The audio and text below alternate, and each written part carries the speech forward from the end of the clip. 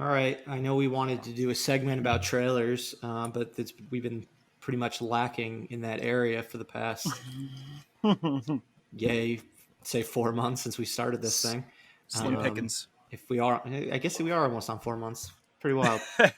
But yeah, we actually had two major trailers over this past week. So let's dive into the two of them. We've got the first trailer for Dune, which was a pretty long one for, I don't even know if you can call it a teaser trailer or just a trailer one, but it was pretty much a tease. And then the final trailer, again, for No Time to Die, since we got the final trailer back in the spring, but now we got another one. What are your opinions on each of them? What stood out to you guys? What are you most excited for about the movies after seeing the trailers?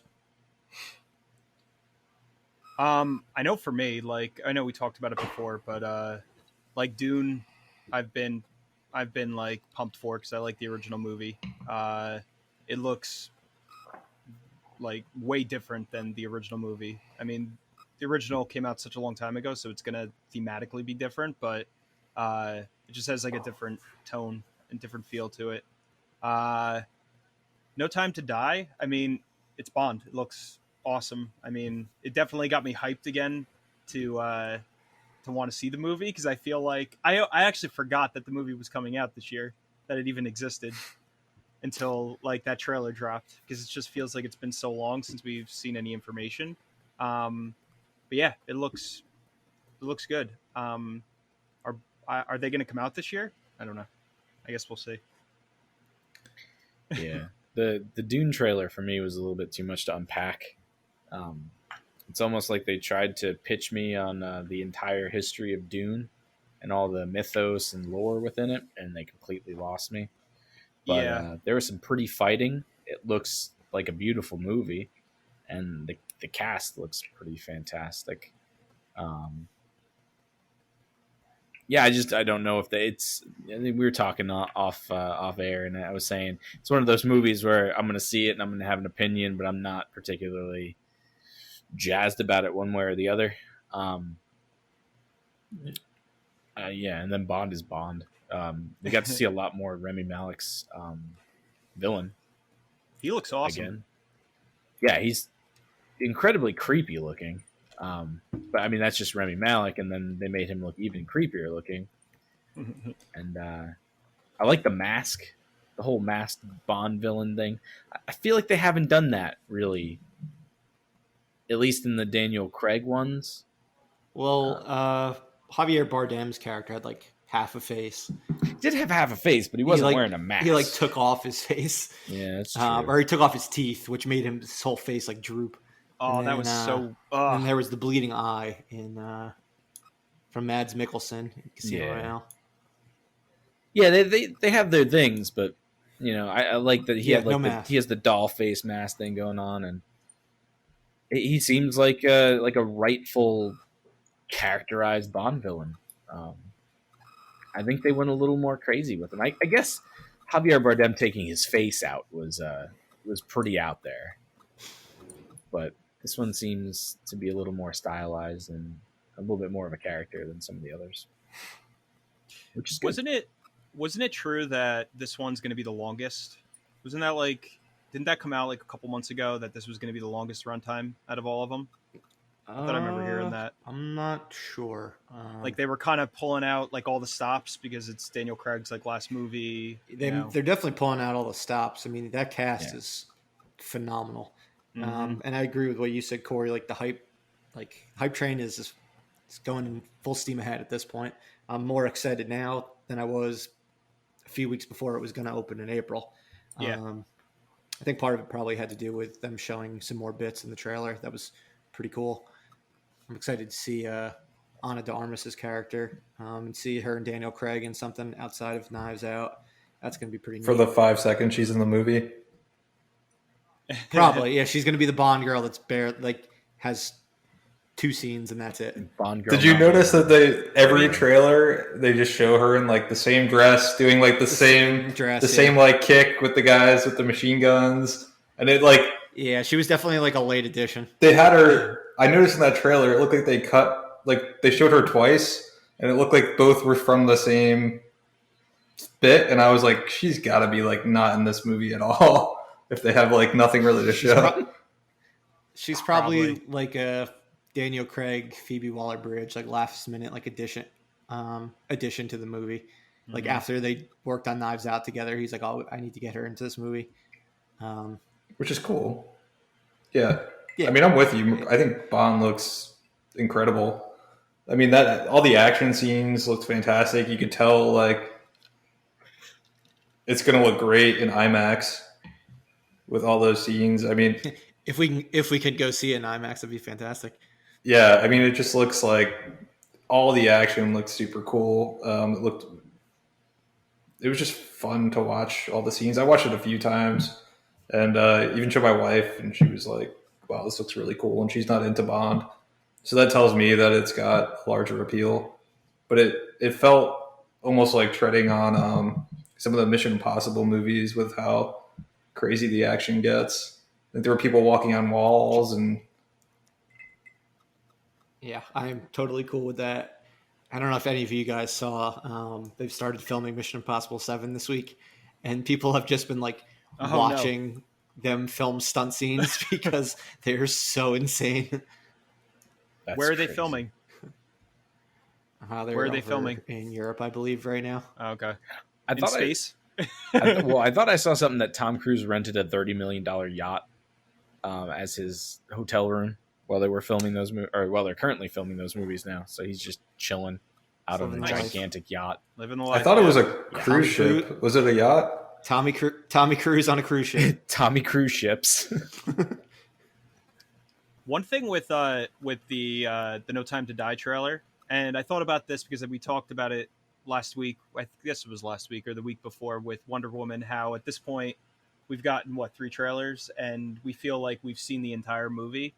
And No Time to Die is kind of, I mean, we've had 3 trailers, right? 2 or 3. And I was expecting this trailer to basically just show the entire movie. And they didn't. I feel like that there's still movie to be had. Like they kind of showed the same stuff that we saw already, but just differently. And like gave us a little bit more of the story and didn't just, show us everything, which I thought was really cool. It was more like, here's your cast of characters. A lot of people returning, a lot of new faces that you're already familiar with from other movies, stuff like that. A lot of cool action scenes. It's going to be a fun time. Trailer, done. I feel like with these final trailers, I go into them, I watch them almost in a blur. I don't try and watch them again. I don't try and pick at them because I feel like that's digging too deep. You don't want to get too granular at this point because we're so close to it actually coming out. Yeah, it's and we've seen so many other trailers already that you really don't. You can pick apart like the plot just from all these. Yeah, you're going to see the moment where James Bond dies, and you're like, "Well, ooh, that sucks." Sorry, Daniel Craig. Yeah, you just watch it in a blur. I just sit there and shake my head back and forth as I watch it, so nothing's really in focus. There you go. That's what you do. Have something on else in the background so you can't hear it fully as well. Yeah. And I definitely agree with JP with Dune. Like, that trailer just went full on in on the mythos. Like, for people that, I mean, I don't even really know much. I just remember the movie. And it was overwhelming, just like everything that they threw at you in that one trailer. Everyone's just like, I don't know what the fuck is going on here, but it looks cool. I mean, I was going to say the Dune trailer. What the fuck? What is Dune? What the fuck was I watching for 3 minutes? I don't know anything about it to begin with, and I still don't know anything about it now, other than it's got a stacked cast and looks gorgeous. Some cool action scenes. It is. It is a weird sci-fi story. It's got a lot of Timothée Chalamet. Yeah, Chalamet. Lots of him for sure. Can we talk? I didn't even realize Momoa was in it. Jason Momoa. Yeah, I didn't realize that either. I didn't even realize that. Yeah, like everyone's in it. Like, oh, Oscar Isaac. Hey, how you doing? Josh Brolin. Cool. What are you wow. doing in here, Thanos? I think I missed Josh Brolin. Zendaya, just hanging out. Yeah. Rebecca Ferguson, just name after name after name. Yep. What were you going to say, Doug? I was going to say, can we talk about how I thought, I completely had no idea what Dune was, but thought it was Tremors, basically. So I expected like a small town with like Sand snakes. Wow, you must have really been confused. Yeah. Well, there was a sand snake at the end, or some sort of giant. Yeah. Beetlejuice. I mean, Tremors must have been like came out Dune inspired. I would. Or maybe Dune was inspired by Tremors. I think didn't the book come out? No, in like Dune the came out 70s? first. Yeah. But I know it was before I think we were born. That book came out. Yeah, the movie came out before we were born. Yeah, the David Lynch one. Too. Yep. I also looked up the Cruise article, and he spent $700,000 to rent a 530 passenger cruise ship and a 490 passenger cruise ship. All for him. Yeah, just he needs his space. Off by like 2 orders of magnitude.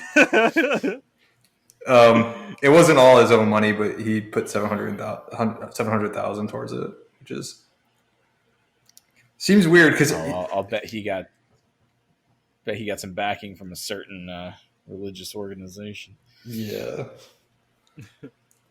probably so. But he got it from the IMF. It had nothing to do with Scientology. That's true. Yeah.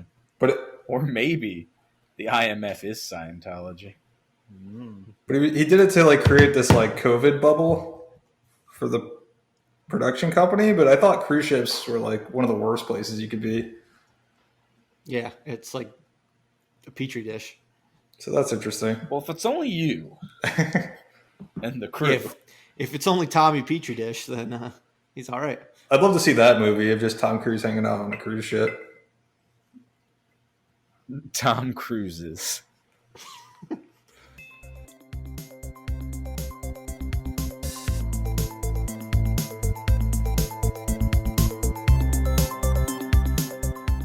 All right, welcome everyone to Live Breathe Film, episode 14. You're here with Corey, Doug, JP, and Murph. Thank you as always for joining us. In the spirit of the new Mulan live action release on Disney Plus, our main topic for today is going to be live action remakes of animated films or TV shows. However, before we get to that, let's run through some news and what we watched this past week. So, in the world of shadow drops, surprise releases, and things like that, it's always fun to hear of something even more innovative, and that's when an actor can pull off a surprise release of not surprise release, but a surprise filming of an entire movie, especially over a pandemic, and one as big as Sacha Baron Cohen's Borat 2. So for what we're hearing is that the film is in the can already. It's already been screened, and they're looking to release it potentially at some point this fall before the election. And I would have to imagine it will be on a streaming platform or something like that has the bank to get a film like this done as quickly as it did, and pretty much by secret. I mean, I guess you guys probably saw over the past couple of months random things that Sacha Baron Cohen was doing that led us to believe there might be a new like show or something like that. But I don't think any one of us expected Borat 2. Well, I had seen him driving around as Borat. I guess I saw some video on the internet of him in the car driving as Borat, and someone was just driving past and snagged a phone video. So I was kind of thinking that it might be a second Borat movie, but I never thought it'd be done now and ready to go. And that's one of the happiest surprises I think I've had in a long time when it comes to movies. And I love that since they can now say it's done, that means that they obviously got a ton of material before the news like really leaked. Yeah. So it's probably going to be pretty extraordinary. Do we have no idea who funded this or anything like that? No. Wow. I mean, Fox. That's insane. Fox distributed the first movie, but I don't think Disney was throwing down money for Borat 2. I can't imagine. I mean, they've yet to my knowledge, make any Fox films at this point. They've just been putting out the ones that had already been in active development and things like that. So I would have to imagine it's going to be something like Netflix, HBO Max, something like that. I mean, HBO did do the Ali G show. So maybe they'd be a player. I don't know. Apple. It's got to be someone with a fairly large budget. So like the three that I really hope it's not Apple. It's the one thing I'm not going to subscribe to. Yeah, we're going to have to figure out how to get access to that. It's got to be someone with some deep pockets, though, to be able to keep it that under wraps. You would have to imagine. Because, unless he was completely self-financing it himself. And then you don't think it's finding a partner after the fact? You don't think it's Netflix? Possibly? It could be. I'm not aware of any ties he has to them. Showtime did his last TV show. Mm-hmm. So it's maybe they're doing an original film. I don't know. But I think Rudy Giuliani was one that had said he caught him or something like that earlier this summer. I don't know. I don't know what other things he's been at, but based on his Who Is America show from 2 years ago, he's going to be getting big names. Because he got some big ones for that, and I don't know how they keep falling. I was gonna say, he had a it. huge movie. You now know who this guy is. How do you? You can go around anywhere and just say I like, and everyone's gonna be Borat. It's amazing to see who the hell doesn't know who Borat is. I feel like at this point, a lot of them just play dumb and do it for publicity, and then it's terrible publicity. It's really bad. I did hear a rumor today that in this, Borat understands he's this mega celebrity or thinks he's a mega celebrity in the United States. So Borat is kind of going undercover as other characters. So it's going to be kind of meta that way. That sounds awesome. Even if Borat's playing another character, you have to think he'd be slipping the I likes and things like that. Oh, it gotta be. Yeah. I can't imagine Borat's a great actor. Exactly. Man, it definitely sounds like it could be an absolute blast. It's one of those things where I feel like a comedy movie, when you try to make a sequel to a comedy movie 10 years later or stuff like that, it gets stale. But when it's a comedy movie that's just sort of real life, it's almost like reality television. Mm-hmm. I feel like it could work 10 years later, but it's still who the hell doesn't know who Borat is? And that's the mystery of it all, the fun. Which politicians are so out of touch that they have no idea who Borat is? Especially the politicians. You would think they have dinner parties and they talk about this guy don't ever fall for his shit. Or people vetting it. Do you not have someone under the age of 55 vetting things? So you're that's Sacha Baron Cohen. I know him from PR, all the movies he's famous. He's kind of been a big deal for the past 20 years. Someone on your PR team isn't gonna be yeah, and no, you probably should not do that interview. Yeah. No, Ron Paul, don't go in the room with them. He's gonna come back and be naked or something. Well, we'll probably have more to talk about in regards to this in the next couple of weeks. I would imagine a lot more details are going to break about it in regards to who's putting it out, when it's coming out, etc. So have they specifically said that they want to release it prior to the election? I read that today in the Collider article. Pretty wild. Yeah. So maybe he got into the Oval Office somehow. I'd love to see that. Oh my God! Imagine. I think that would be the most entertaining back and forth in movie history. That would be a very interesting interview. There's so much potential. Looking forward to that. Yeah. Speaking of another movie that hasn't wrapped yet, it's in production. We talked about it a fuck ton 2 weeks ago, and that's the Batman. Yeah. So obviously we're all excited for it. Obviously we all need this movie to complete filming, so it comes out October 1st, 2021. Need is an last understatement. Last week news broke that production had to halt right after it started back up again because a crew member had tested positive for COVID. Well, that crew member ended up being Robert Pattinson, the most important person to the entire endeavor. He's since quarantined, production's back on, things like that. So they're doing their part with him on the sidelines, but I think we just wanted to say stay strong. Patman, or Battinson, whatever, Robert Pattinson, whatever you want to call him, because we need this film out on October 1st, 2021. It's still so incredible how that first trailer was only from 25% of filming.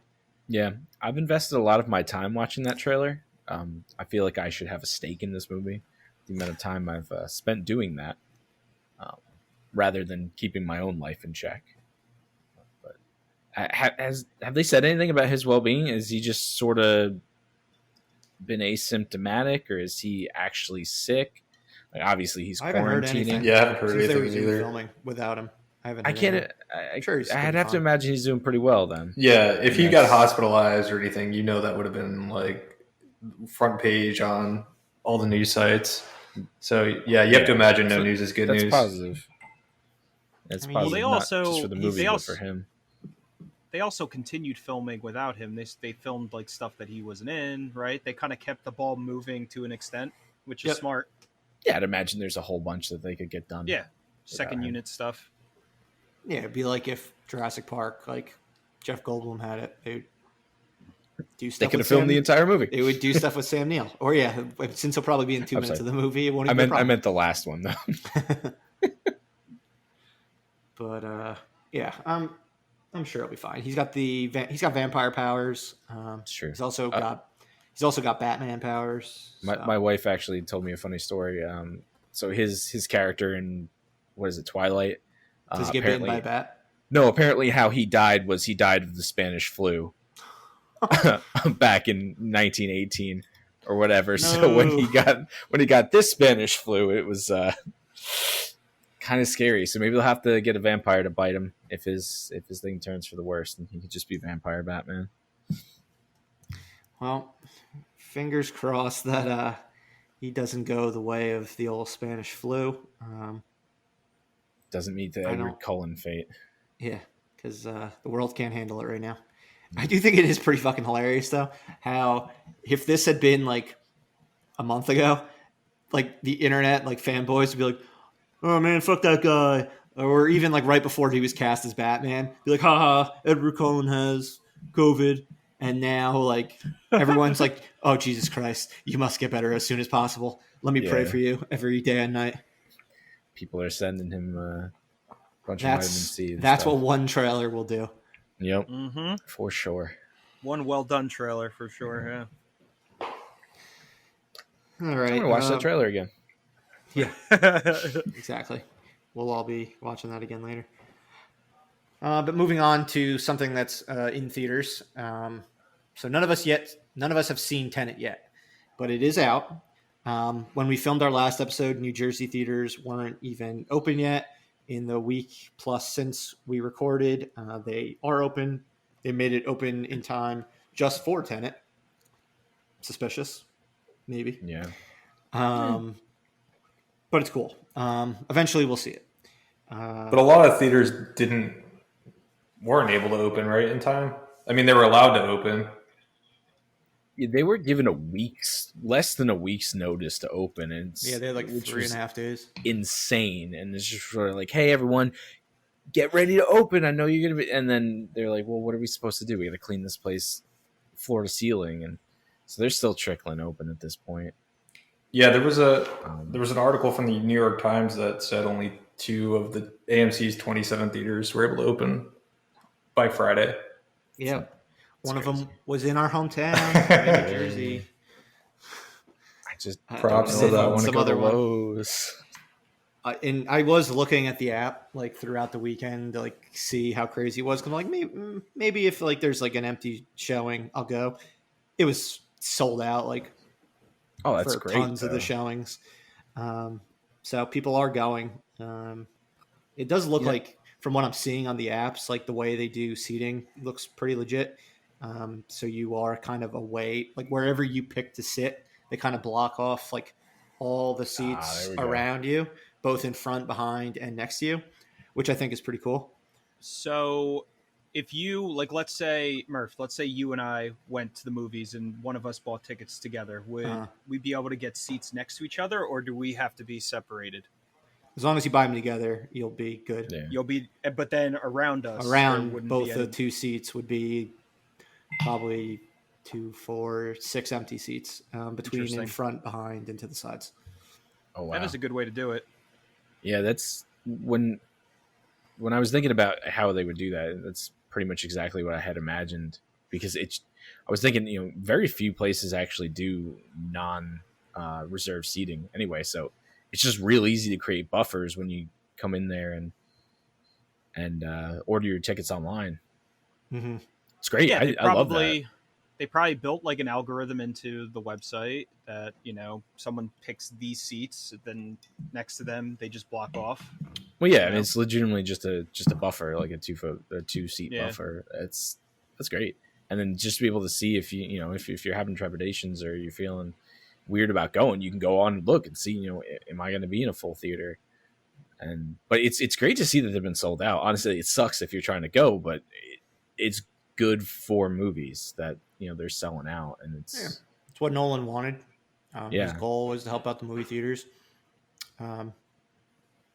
It did make $20.2 million domestic over its first week. I mean, it's very difficult to really judge this film's opening for so many different reasons. But the way they did it for that gross was they kind of combined like everything over a week in Canada.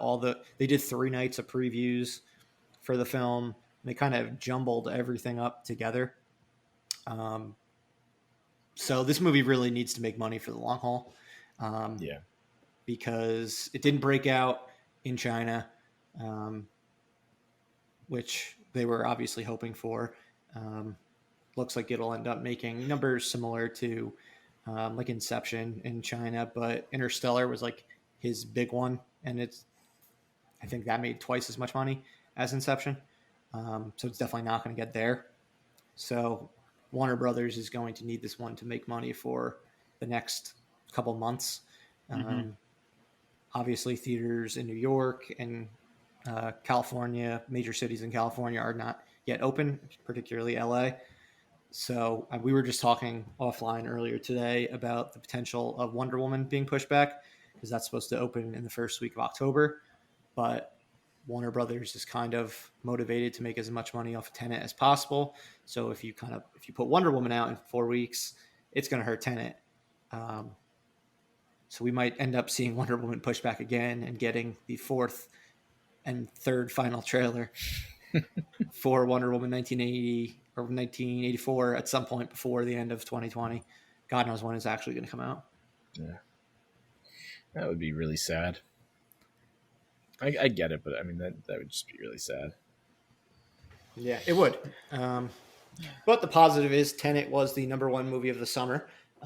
It only took a weekend, but its $20 million was all it took to top New Mutants, Unhinged, and a lot of movies that played at the drive-in. I think Jurassic Park was the #9 or 10 movie of the summer in the U.S. Wow. It's funny, we can say that New Mutants was the #1 movie of the summer for a certain point of time in 2020. Yeah, it finished #2.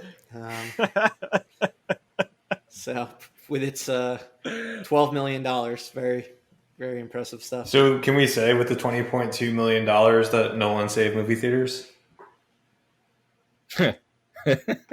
No, I don't think he did yet, but I think when Warner Brothers is taking 60% of the gross, probably not. Yeah, Warner Brothers is taking a lot of money for the least lucrative movie to put in your theater, and they're getting handcuffed to it for like the next 3 months. I think it's more to just let theaters like be on their like deathbeds and like they're on oxygen for a few months versus literally saving the movie theater. And their oxygen is Tenet. I think that their oxygen is Tenet. You will breathe Tenet. I think their survival is more dependent on like November and December, when movies like Black Widow, Pixar's Soul, No Time to Die, Dune, Wonder Woman all likely come out, or at least 2 to 3 of those movies come out. But yeah, Tenet definitely didn't save the movie industry in one weekend. a shame. Yeah, that would have been cool. Maybe if it was Christmas time, it would have happened. Tenet saves Christmas. Maybe that's the next. It'll be out in theaters like until Christmas. So I think they get the biggest non-IMAX theater at every theater until Christmas, or until like mid-December. So that's insane. Yeah, they are making sure that this movie has legs. Then Doug, I know you watched Mulan over the weekend, which we'll get to. But they tried the whole different technique of releasing the movie straight to Disney Plus in America. From what we're hearing, it was estimated to have earned $33.5 million for Disney. While that is absolutely not a good number if you're comparing it to movies like Beauty and the Beast, which made $170 million its opening weekend in America. We do have to look at the fact that Disney's making all of the money versus only 50% of it. So it is pretty much the equivalent of $67 million. I believe the film when it was supposed to come out back in March was projected to make about 80 million opening weekend. So Disney would have made 40 million. So it definitely isn't like a bomb, like it definitely didn't do bad, but I don't think anyone can say like it did gangbusters or anything like that. Yeah, I mean, this was an expensive movie, right? This was like a $200 million movie for Disney to make. Yeah, it was a pricey one. So yeah, I mean, it's not great, but they convinced 1 million people to go spend $30 on their Disney Plus. I mean, that doesn't sound terrible. I know we were saying like it could have been a huge success if they got a few million, but and then I don't know if it's tricky with the word of mouth. I don't know, has Mulan been getting a positive word of mouth? I feel like all I hear about now is like the Chinese boycott. Yeah, the whitewashing. Yeah, no, just boycotting the main actress or something stupid like that. It does not have a good audience score on Rotten Tomatoes. It has a 53 compared to a 75 from critics. Now, that could be like a review bombing situation, or it could be a legitimate opinion on the film. I don't know. Yeah. I feel like review bombing is typically a lot worse, and it would be like lower than 53. Yeah, I've read some people's views on it saying it's not a particularly interesting movie. Just because it seems like Mulan's just overpowered from the beginning. Maybe if they've nerfed Mulan a little bit. I don't know. Maybe in patch 2 of Mulan, the movie, we'll get a slightly nerfed Mulan. But I don't know. I mean, critics seem to be up their own asses sometimes reviewing movies. I mean, there's definitely cases where audience scores can be much lower than critic scores, and it just doesn't translate to an audience. Yeah, I don't know. I haven't seen it yet, but yeah, I've seen it, and I don't want to get into my thoughts on the movie before we get to what we watch, but I think it was pretty common knowledge that there was no music in this movie, like no singing, or which there was in the animated version. And so I wonder if it's going to play to kids as well as like some of the other movies, like Trolls. I don't know if Trolls World Tour had singing, but it at least has cartoons. Yeah, it does have singing. That's okay. Right? That's got Justin Timberlake. That's all about. Well, there you go. It seems like kids like to rewatch those movies that have songs that they can kind of like listen to. Did you not yet hear Justin Timberlake's interpretation of the Troll Toll song from the Trolls 2 soundtrack? I had not heard that either. It's not a real thing, but it's just oh God, I wish. Featuring Danny DeVito. Man, it would have been like Christmas twice: a Borat movie and Justin Timberlake singing the Troll song. I mean, with Mulan, also, I'm thinking about it. Disney really didn't spend that much money on marketing that film because of everything that was going on. So that was money that they probably saved too. Well, they did do pretty much all their marketing earlier this year because they did. The pandemic was like really kicked off like the week before the movie was supposed to come out. Okay. Never mind. In regards to everything shutting down in America. Yeah. According to CNBC, it had a budget of $200 million for the movie and a marketing budget that likely approached half of that amount. Oh my God. Wow. Yeah. It's going to be interesting to see how it does in China next week, or it opens in 2 days. Oh, it hasn't opened in China yet. No, it's open in some Asian. It's open in some explode. Asian markets, but not yet in China. Yeah, I would imagine this is going to do pretty well over there. You'd think. I know some people say, well, they already have so many like Asian films there with Asian cast and everything like that, that what seems special to us is quite normal for them, and they're more interested in like the Hollywood imports that have people that look like Robert Downey Jr. Than they are seeing a film that they can already see done from their country in their native language.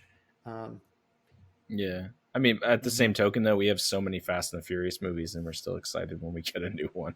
Well, what is Vin Diesel exactly? Is he... He's part man, part machine. That's what I thought. He's got nitrous in his blood, and what's the stupid quote from the first one? I forget what it is. He can go a quarter mile at a time.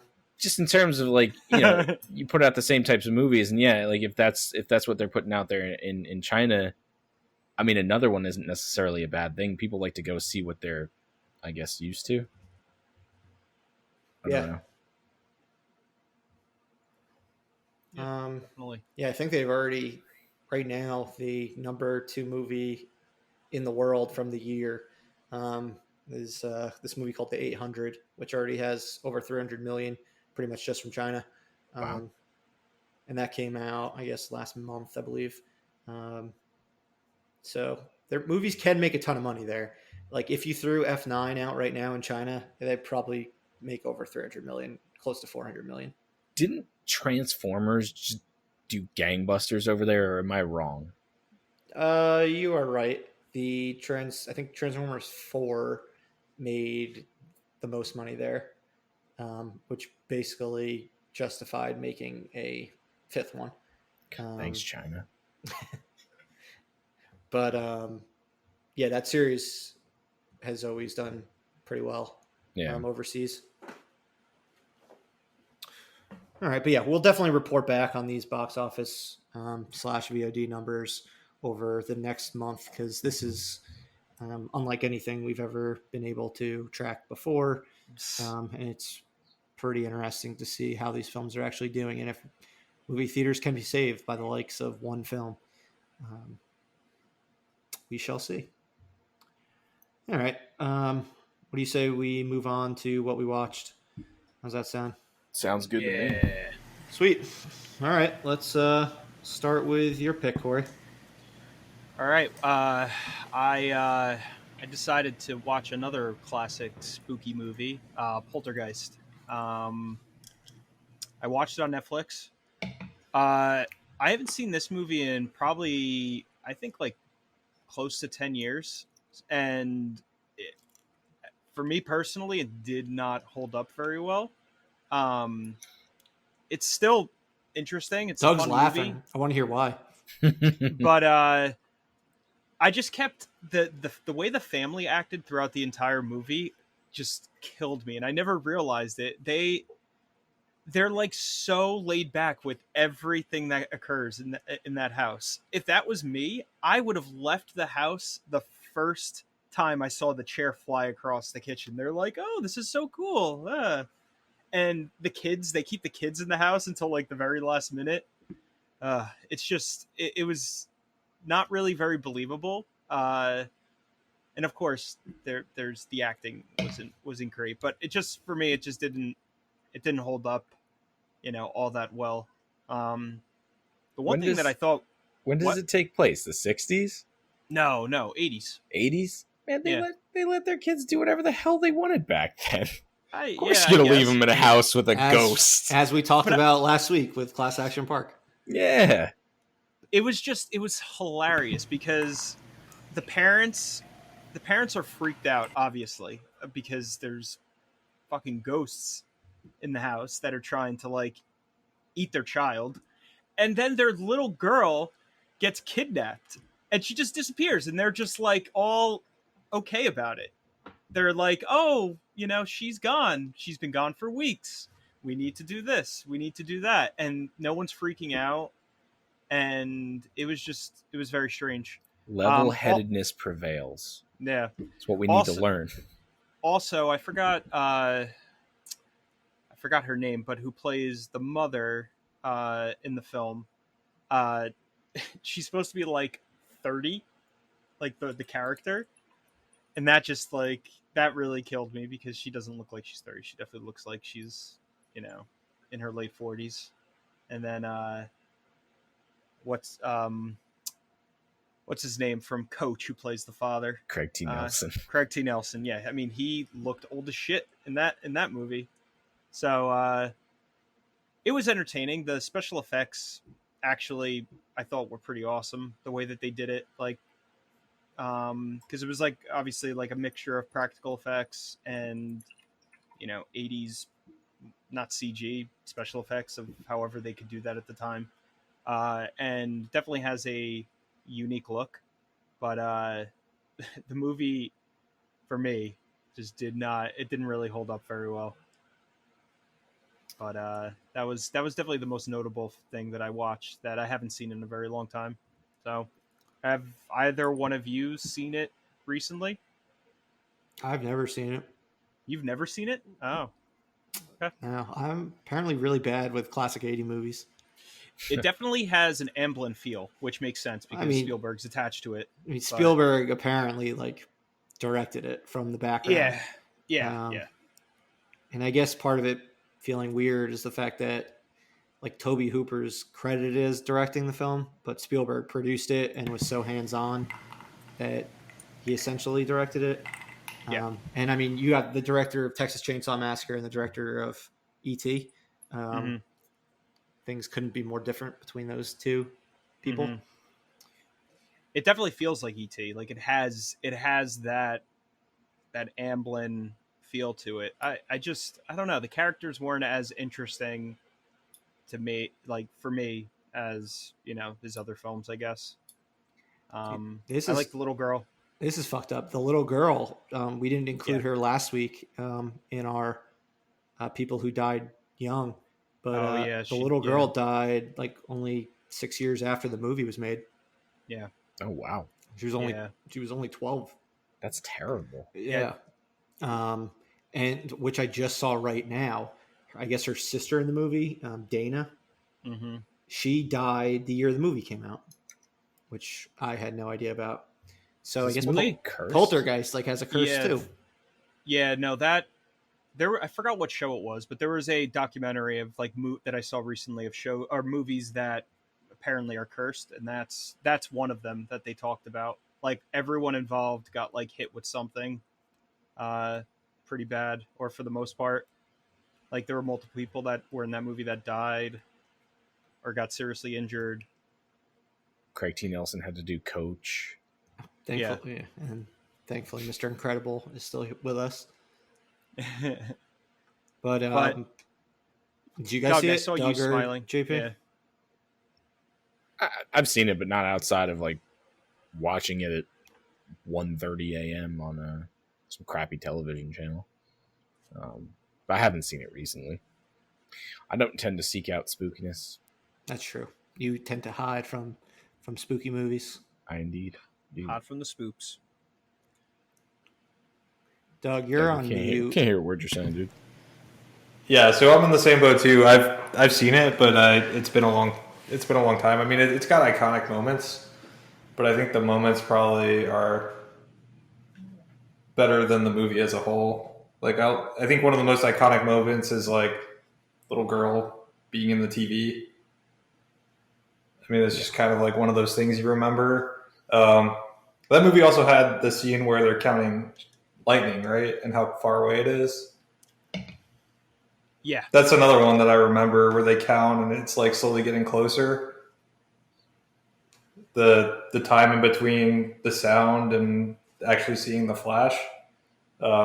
It kind of like takes a goofy direction with a tree, but prior to that, it's kind of like a cool way to build some suspense, kind of like the T-Rex with the water in Jurassic Park. So I think they do some things really well, but yeah, some of that execution is a little goofy, but it's a fun movie. I mean, Murph, you should probably just see it so you can say you've seen it. I added it to my watch list, like my Netflix watch list, once we talked about where it was. Okay, cool. Yeah, definitely. Yeah, I mean, it's it had already iconic. been on my Letterboxd watch list for a long time. I'll watch it in October.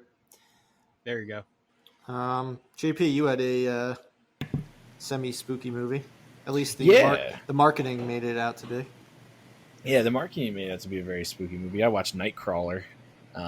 It just turns out to be a very creepy and off-putting movie. But I keep coming back for more because it's about the third or fourth time I've watched this since I saw it in theaters. If you're looking for a movie where the bad guy loses and the good guy wins, don't watch this movie. This ain't no good guy. There's only bad people and even worse people.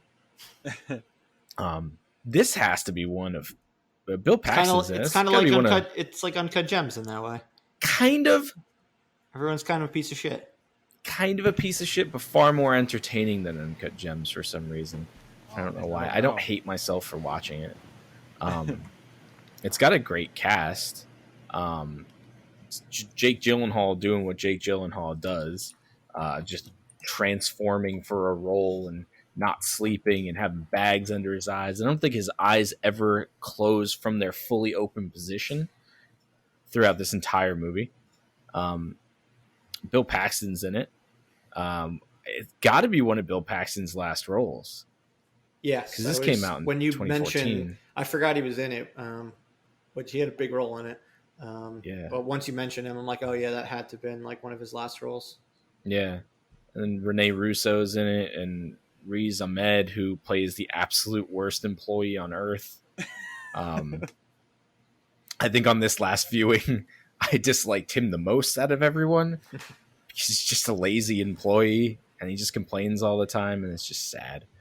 But it's just a really interesting story about not much. It's just a guy looking to go out and film car crashes and murders and all sorts of weird things for the news, and just gets caught up in the game. And he's a really creepy guy from the get-go, and he just tends to obsess about it. It's a really interesting movie. It's got all the feeling of a David Fincher movie, but it's not a David Fincher movie. So it got me there, but it's an enjoyable watch for such a gritty, not fun movie. I watched it in the middle of the afternoon too, so you don't have to be in the mood for it. Yeah, I do remember we went to see that one in theaters, and it does. You're right; it does kind of feel like a Fincher movie, despite not being the authentic thing. Yeah, it definitely has those vibes. Yeah, I definitely recommend it. And where is that on? That was on Netflix. Netflix. Yeah. Cool. All right, let's move on then to the tons of new product and content that is in the world right now. So there's a bunch of things that a bunch of us watched, some things that only one or two of us watched, but we did mention Mulan earlier. Doug, you want to talk about that new release? I'd say you can talk spoilers since it's been an animated film for 23 years now. What to say about Mulan? Okay, so I went into this movie without having seen the animated. And then after seeing the movie, I decided I have to see the animated movie because I have to see like what they changed and like which one I liked better. So I found the first or the live action version to be kind of boring. I don't know if there's like another way to describe it. It was pretty to look at, but just like the overall characters and character development were kind of boring. Like I didn't smile or laugh, I would say, at all through the entire movie, and there's maybe nothing wrong with that, but I guess comparing it to the animated version, like I immediately was smiling and laughing from the start of the animated version. And so that kind of displays the contrast. There's a lot of characters that were fun that didn't make it into the live action version. So Cricket isn't there, although there's a character named Cricket, but he's not funny or interesting like the little Cricket is in the animated version. Mushu obviously isn't there and is replaced by... So you have this character that's like Robin Williams, Aladdin level, like funny, like larger than life character of Mulan that really adds a lot of comic relief to the cartoon, that is replaced by a phoenix that just kind of shows up every now and then and is in the sky and like doesn't say anything or do anything. Oh boy. So you've got that, and then like the grandmother is like a hilarious character that they just got rid of. Like I thought the grandmother was like so funny in the cartoon, and they were just like they just got rid of that character, and instead they gave her a sister who doesn't really do or say anything interesting, or like the sister is just such a forgettable character. It's like, how did you replace that character? So I mean, that's just kind of like the way the characters that I thought we lost, that were definitely missed from the live action, or from the animated to the live action. I noticed there's the hawk in the animated version, which is now a witch that can shapeshift into a hawk, which was interesting, but I don't know that the witch, like the hawk didn't really add anything to the story, but I don't know that the witch added a ton either. So I don't know. It was weird. I think the main difference between the two stories is what I noticed about Mulan in the animated series is because she was a woman, she wasn't as strong as everybody else, and so she had to kind of rely on being smart and like more tactical than everybody else. And I think probably a clear moment that I saw that when watching the animated series is when she's got the two metal pieces on a string, and they've got to climb up a pole, and she like thinks to like tie them together and use that to climb up the pole, which no one else had thought of. And so that was just an instance of like she wasn't stronger than anybody else, but she just kind of was using her mind. Working smarter, not harder. Yeah. Exactly, which makes complete sense because that was something that she would have to overcome. In the movie, the live action movie, she's got this, I think, as people have aptly described, the basically this force where she's like Luke Skywalker, like they call it chi. So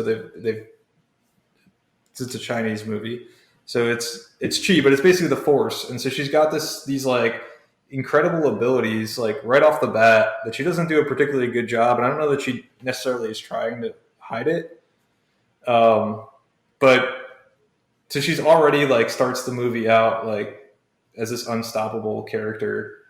And so it's kind of, she doesn't do anything that's necessarily like intelligent, like in the animated series when she's outsmarting people. She's more or less just kind of relying on the fact that she's this like badass cheat user and can just like beat the shit out of everybody. And so I have a question, because I've heard this, but do you ever actually feel like she's in danger at all during this movie? Like death is on the table, or like her losing is on the table? Because that's the one thing I heard, is she's incredibly overpowered. No, she's like just a badass from day one. And so there's nothing that she's really... There's no adversity. Yeah, there's nothing like there's nothing that she really overcomes. It's kind of like, I think that's a big part of why it was like, I watched the movie and I was just kind of like, this is like, I didn't feel entertained. Like it was fine. Like I have no desire to watch it again. I'd watch it to see it when it's free in December, but I would not spend $30 to see this movie. It's just not, it's not entertaining at all. Well, if you spend $30 for the movie, you have access to it from now on until the movie comes out in December. No one's going to want to rewatch this movie. There's like no rewatchability. Like there's no entertainment value. All right. That's fair. And like kind of what I was talking about before, where some of the movies like Trolls World Tour, Moana, I know is a big one with kids. Like they've got songs, they're like entertaining, they're fun to rewatch for kids. Like I just don't see a kid being like, I want to watch Mulan. It's just like not. Yeah, it's not it doesn't. It looks like kind of looks gritty. Like wait, I don't know who they were really marketing it towards. Yeah, that's the question. Is like who are they marketing these types of movies towards? Is it if it's for us, the generation that grew up watching these Disney animated classics, growing up, and then like, oh, we're gonna make a live action for you guys? They're missing the mark by a long shot with these things. Yeah, it seemed like people just got pissed the moment they found out there wasn't going to be music or Mushu. Yeah, Mushu. They get rid of Lee Sin. I know my wife was incredibly angry. They got. Is it Lee Sin or Lee Shang, or I forget what his name was. The love interest, the male character. Yeah, the love interest. She was pissed off when she found out that guy didn't exist in the movie. Yeah, there's no Donny Osmond. Oh yeah, I think his singing parts are Donny Osmond. Yeah, he was the best song in the first. He's actually split into two characters where there's like there's one character that's more or less like the love interest character who's like the same level as she is, like a new recruit, and then there is a commander of the group, and I read they did that because they didn't think it was appropriate for the commander to have a relationship with his subordinate. Isn't this like 6th century China? They didn't think it was politically correct, and so they separated the two characters out. This is it's she can fly on walls and shoot energy beams out, but she's going to be repressed by her commanding officer. Like, if you're going to make someone very strong, give them the option. If they want to have a romantic interest with their commanding officer, it worked well in the Disney movie. But he thought she was a dude most of the time. Yeah, I was going to say, wouldn't that be the bigger issue in olden times? She doesn't even pretend to be a guy to get into the army in this one. She does pretend to be a guy. I found her to do wacky hijinks ensue. It's less wacky. It's more. It's more just her trying to hide the fact that she's a woman, even though she looks like a woman. They don't all skinny dip together in the water. Does Harvey Firestein cameo in this movie anywhere? Again, I'm guessing that's no. Very incredible Asian cast in the original Mulan. Harvey Firestein, Donny Osmond. Yep. Yeah. The other thing I guess that struck me as different between the two is I felt like the villain in the cartoon was a lot more intimidating than the villain in this, and he was scary as shit. And it's partly because I just didn't play. He kills a good amount of people in the cartoon, and they Disneyfy it, so they just imply that they died, but they imply very heavily that he killed people. But they don't show it, so it's okay. But the village scene, they just didn't in the live action movie where I think you probably know what I'm talking about, where the village is burned down. Yeah, it just was so much more dramatic and impactful in the cartoon, and the live action it just kind of felt like, oh look, there's a village that's burned down, let's keep going. Whereas in the cartoon it was holy shit, this guy is just fucking crazy. He's burning down villages, and there's a doll that they find on the floor of a little girl that he presumably killed, and it's heart-wrenching, and it just it didn't have the same impact. And so I would say that all the emotion that was in that Mulan cartoon, I just didn't feel it in this live action one. So it sounds like there's at least there's stakes in the cartoon. You feel like it's Disney death, but it's still death. I mean, death's on the table for a number of these characters. Does it feel that way in the live action movie, or is it just straight up let's roll through and it's have these superpowers, pretend to be a guy for some reason, even though I'm sure if you had superpowers, they'd take you even if you're a woman, and then destroy the bad guys. No, it doesn't. It doesn't feel like that at all. And what's another thing is like at the end of the movie, they decide that she should be like an officer in the live action movie, and I was just kind of like, but why? Like she presumably you want like this officer or commander to be like to have show some sort of like tactical brilliance, and like all she did was like use her chi to like kick ass. Like it makes sense to have her on the front line for sure. She's a badass, but like why would she should be special? Yeah, why would you put her in charge of anything? And then when I watched the animated version, I was like, she's the one that should have been made the officer. Like she's the one that like had all these tactical ideas that made sense. The whole last fight in the animated movie is basically her running away because the bad guy is incredibly strong. She outsmarts him, and then she hits him with the firework and blows his ass up. No, that's the second time she fucked him up with the firework too, because she did the avalanche thing, which they do in the live action. Avalanche. How is that in the live action? The avalanche. Cool. It didn't make sense. Like in the cart. It didn't make sense why she triggered. Well, I have a lot to look forward to in December. Yeah, it just like it felt like they did it to do it because the cartoon did it, but it was kind of like tactically that didn't like seem like the best move, and she endangered everybody on her on her side by causing the avalanche. Whereas like in the cartoon, I was like, oh, there were so many people coming at them in the cartoon. Like this makes just the way they set it up is so much where it was like that was the only option they had in the cartoon. Whereas, well, I think she gets in trouble in the cartoon for doing the avalanche because doesn't she have to walk home after she does that, and they basically disown her? Is that because they find out she's a woman? That's because they find out she's a woman. She gets injured and then like collapses, and then the doctor works on her, and they find out she's a woman. And they're like, okay, you gotta. Thanks for saving our lives. Yeah, thanks for saving our lives. But you're a woman, and the only reason they don't kill her is because she saved it. Yeah, she saved the general's life.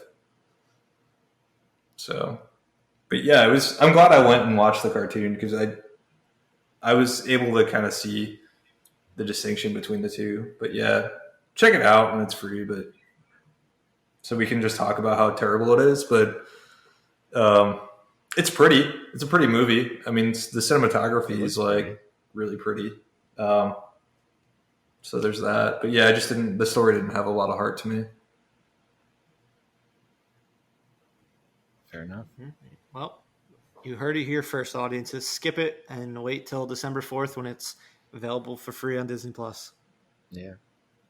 I guess unless your children like gritty Chinese kung fu movies, then maybe it's for you. With poor strategy and and no talking dragons. And a lot of use of chi and not actual fighting adversity based on your own mind.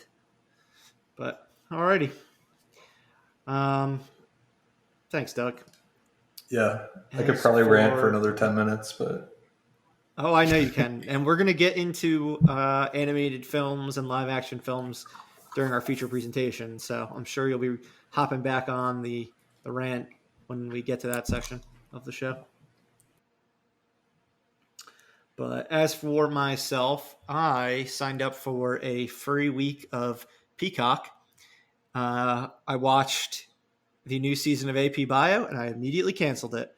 So that's what happens when you try to put things on streaming, and I don't want your streaming platform. You got them, Murph. I got you. Oh, fuck, they're going to come after us now. And when season 4 comes out, hopefully, eventually, I hope I didn't hurt it by canceling Peacock before paying. I'll do the same thing. On you. But yeah, season 3 of Peacock, starring Glenn, or season 3 of AP Bio on Peacock, formerly on NBC, stars Glenn Howerton of Dennis Reynolds fame. It's Always Sunny in Philadelphia. This is a show that just makes me smile. Super happy that it came back. It was an abbreviated season because of COVID. It was only 8 episodes, so they didn't get to finish what they were planning on doing. But I mean, this was a show that got canceled by NBC. It was supposed to be over. Patton Oswalt, who's on the show, among other people, kind of really pushed fans to tell NBC how much they wanted it back. Kind of touted its streaming numbers. It was a Hulu show that pulled in solid numbers in comparison to how it did on NBC. I do not have these numbers. All I do know is that I was told it was one of the higher rated NBC shows on digital streaming. So when NBC Universal announced that they were starting up their own platforming streamer, AP Bio was renewed for a new season. As for the differences between it being on NBC and Peacock, I'd say that they were definitely a little bit more tolerant of the language. They didn't throw F-bombs or anything like that, but they would. When they did, they would censor it, but otherwise, basically all language went. So I did see it was definitely dirtier, and they made some kind of meta jokes about how, we're allowed to swear now, compared to when it was on NBC. And then other than that, like I told Doug, who's watched, I believe, the first season of the show, that it definitely got more experimental in this new season. There was one episode, for example, that the first, let's say, it's a 22-minute show. The first 5 to 10 minutes was all just previously on AP Bio, but it was stuff that was never actually on the show before. And then the last 5 minutes of it was next week on AP Bio. So the main chunk of the show was really 10 minutes long. Then there was another episode that was kind of like a Shining-esque episode, where it took place during the entire winter break, and you're just watching Glenn Howerton lose his mind over the week, just staying at the school while it's been fumigated, which was hilarious. But yeah, the show it's got one of the best young ensembles on television. They are so funny. They don't really know what to do with their adult characters still. It's 3 seasons in, and they have the 3 highest billed people on the show outside of Glenn. They really don't know what they're doing with these characters. It's the only portion of the show that I can never really get into. But whenever it focuses on Glenn Howerton, the kids, or Patton Oswalt and Paul Pell, who was a writer on SNL, this show is so fucking funny. Easily one of the funniest on television. So anyone who hasn't seen it, I'm not sure if the first 2 are still on Hulu or not. My guess is I'm not even going to guess. I don't know. But if you want to watch it on Peacock, sign up for a week free, and just plan your week accordingly, so you can bang out 3 seasons in 7 days. It's absolutely doable. And endorsed by Live Breathe Film. I think it would only be 34 episodes total. So it's really not long when you think about 22-minute episodes, and you'll be good. Worst comes to worst, you pay for 1 month of it, and I don't know, hopefully get us a season 4. But Doug, I highly recommend you finish it, because you did enjoy it, and season 1 was absolutely the weakest. I'd say it gets better every single season. So when you say experimental, does it feel like Community? Because that's the first thing that comes to mind when you even the way you're describing the episode sounds like something Dan Harmon could have cooked up for Community. Yeah, I wouldn't say it's as Dan Harmon-esque as Community, but it's going in that direction. There's still definitely more of the study group just being the study group type episodes with Glenn Howerton and his students, and them concocting ridiculous schemes. There's one with a big bag of cocaine that is easily one of the highlights of the season. But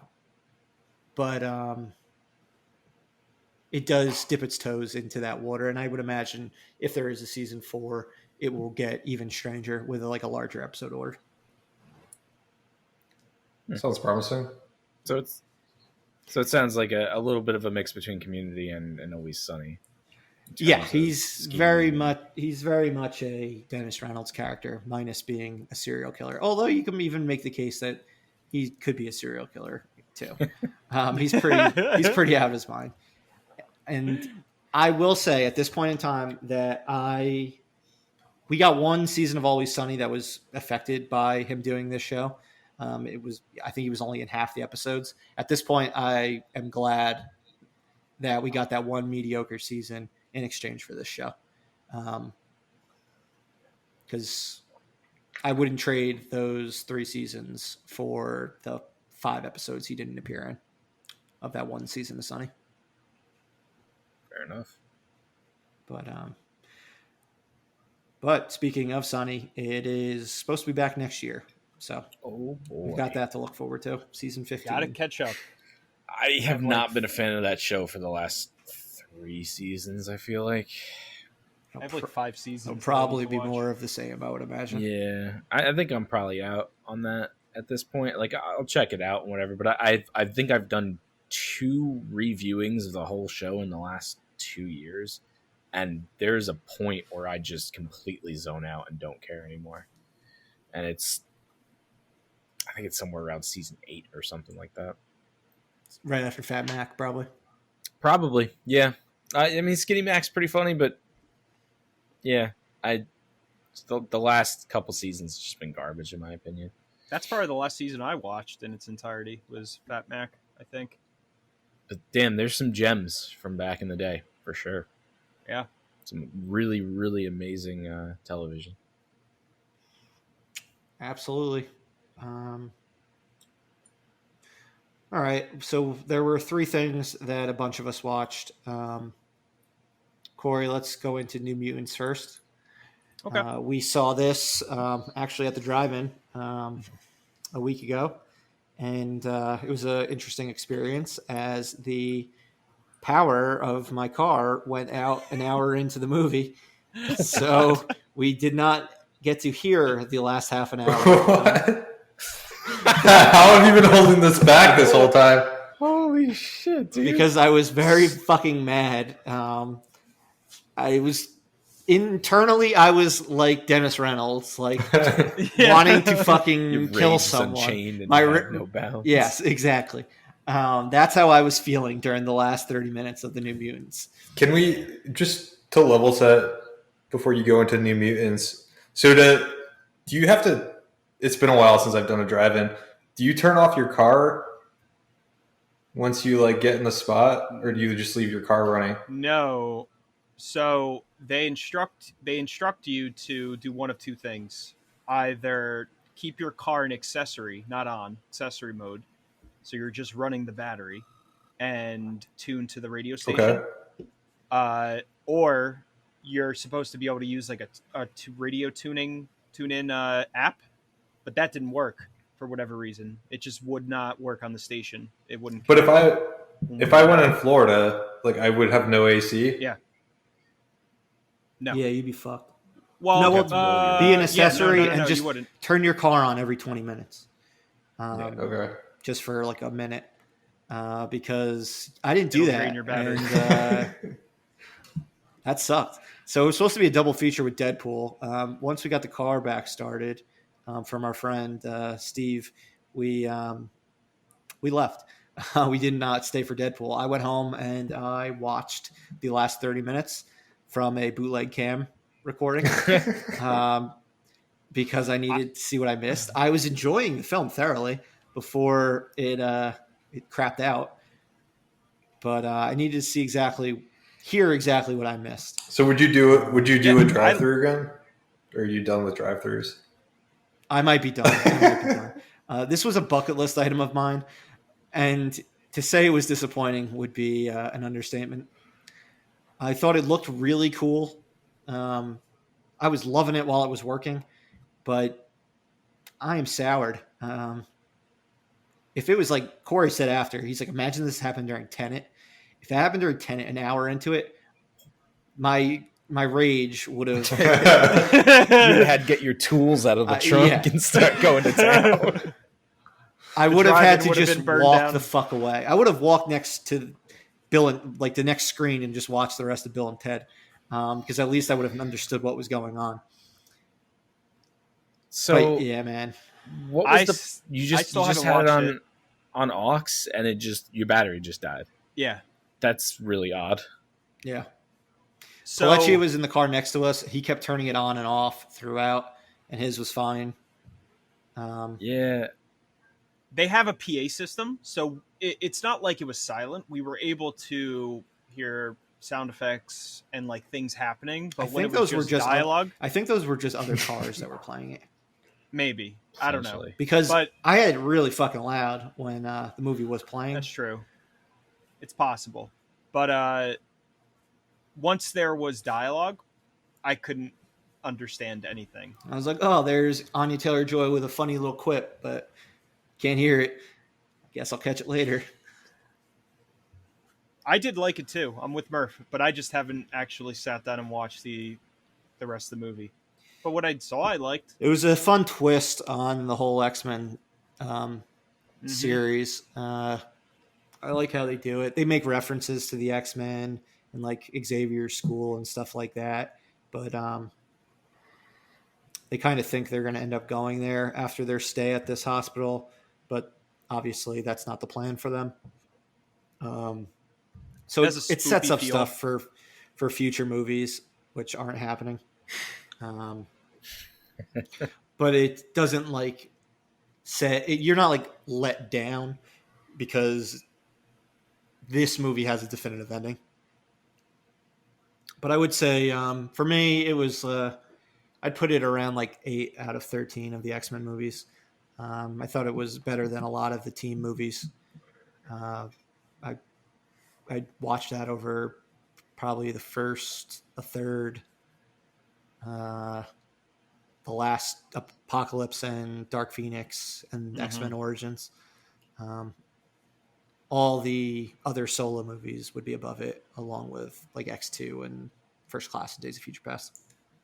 It's funny you say that. I watched the first X-Men movie within the last week, and it's yeah, I like the first one. Like it's got some good stuff to it, but they did it so much better so many other times. Yeah, that I just would never want to go back and watch it. Yeah, no, it's definitely not worth going back and watching. That's for sure. So for New Mutants, how does the horror element stand up when? So for me, like when I watch horror movies, the unknown is the piece that kind of makes it horror, and like once I know what the source of it is, then it's not as suspenseful to me. And so for New Mutants, I have a pretty good idea, like what's causing the horror and what's causing it. I mean, I don't think it's like very, very well hidden. So like, yeah, they don't talk. They don't say what it is until like an hour into the movie. Right around when my car shut down, that's when you find out. But I guess they keep it pretty hidden for a good amount of the movie, and then how they actually go into it is pretty interesting. But then, the center point. Are you saying though, like, I don't know exactly? Yeah, because I feel like I know what's causing it all already just by the trailers and knowing like the cast of characters. Do you want? All right, let's hear it. Do you want me to do a spoiler or? I mean, you're not spoiling it because you're guessing. I'm not going to say whether you're right or wrong. You're going to be recorded here, Doug. Think real hard about what you're about to say. You may look stupid. I mean, it seems like it's a mutant power that's causing the hallucinations of like these characters' worst fears manifesting into real life, and so unless prediction, yeah, I mean that's kind of what it seemed like from the trailers. So I'd be disappointed if that was like the source of it. but I have a feeling it probably is. I don't want to spoil it. Don't want to spoil it for our viewers, so we'll talk offline whether you were correct or not. Okay. And then we'll circle back when you see it and fair enough. And joke about whether you're right or wrong. Yeah, hopefully it's more like interesting and clever than that. But if that's what it is, I'd probably be like, nah. I do want to point out though that this movie has a ton of fucking wacky accents. One of which was probably the worst accent I've ever heard in a movie in my entire life. Charlie Heaton from Stranger Things, who plays Jonathan. His accent is so bad in this film. He didn't even try. He's like a Southern type of character, or Midwestern type of character. I don't even know what he was supposed to be. It is trash, and like I had to like actively try not to laugh multiple times throughout the movie. Yeah, it's really bad. I guess, what did Maisie Williams have? Like an Irish accent? Yeah, it was like a brogue, like I don't know. At first, I think it was more Scottish. I mean, sometimes it sounded Irish, but then like it sounded Scottish, so maybe a mixture of both. I don't know. I mean, she could win an Academy Award in comparison. Yeah, totally. I thought I heard and Anya Taylor-Joy was Russian. Yeah, I was gonna say Magic. I thought I heard that accent was like in and out. Like sometimes she had a Russian accent. In comparison, it was fucking in the entire time. Yeah, he was a hot disaster when he talked. For the most part, it was very difficult to take him seriously. It's funny. I'll watch it again when it's on video and laugh my ass off. I mean, I thought the movie was fun. I enjoyed it. I thought it was. I think we talked about this on the way home, but I thought it was shockingly well directed. Like it was put together really well. Like it was shot really well. The special effects didn't look like complete shit. They actually looked decent. I think they 10 years to work on it. Yeah, I mean, I think they looked better than the last two X-Men movies, in all honesty. But I mean, it was a different feel of a movie. But I liked the close quarters. Just following these group of four kids, however many. Yep. Yeah. I mean, it definitely took me by surprise. I enjoyed it more than I thought I was going to. And you didn't even see the last 30 minutes. And I didn't. And I still felt satisfied. I mean, I'll see it eventually, but I feel like at this point I want to wait until, I see a good copy of it or something. We could all probably catch it on Disney Plus in 2 weeks. And I think this one is required to go to HBO Max because of oh really? Well, I've got that because of streaming rights. Yeah, you'll be good for that. I mean, it's probably not going to be too long, right? It'll probably be December. It's not that far away. It'll probably be next year. Oh yeah, okay. All right. Let's get into some new TV. We'll talk about The Boys in a second, but let's talk about Lovecraft Country first, since that one has been on for a while already, and obviously you all know how fucking pumped we are to talk about the soups of The Boys. But Lovecraft Country, since we've last talked about it, they've aired episodes 3 and 4. JP, Doug, and I have all seen both of those episodes. Corey has seen JP, I've only seen episode 3. JP has only seen 3. Corey has only seen 3, and then Doug and I have seen 3 and 4. Mm-hmm. So we'll focus more on 3 and then get to some brief thoughts about 4.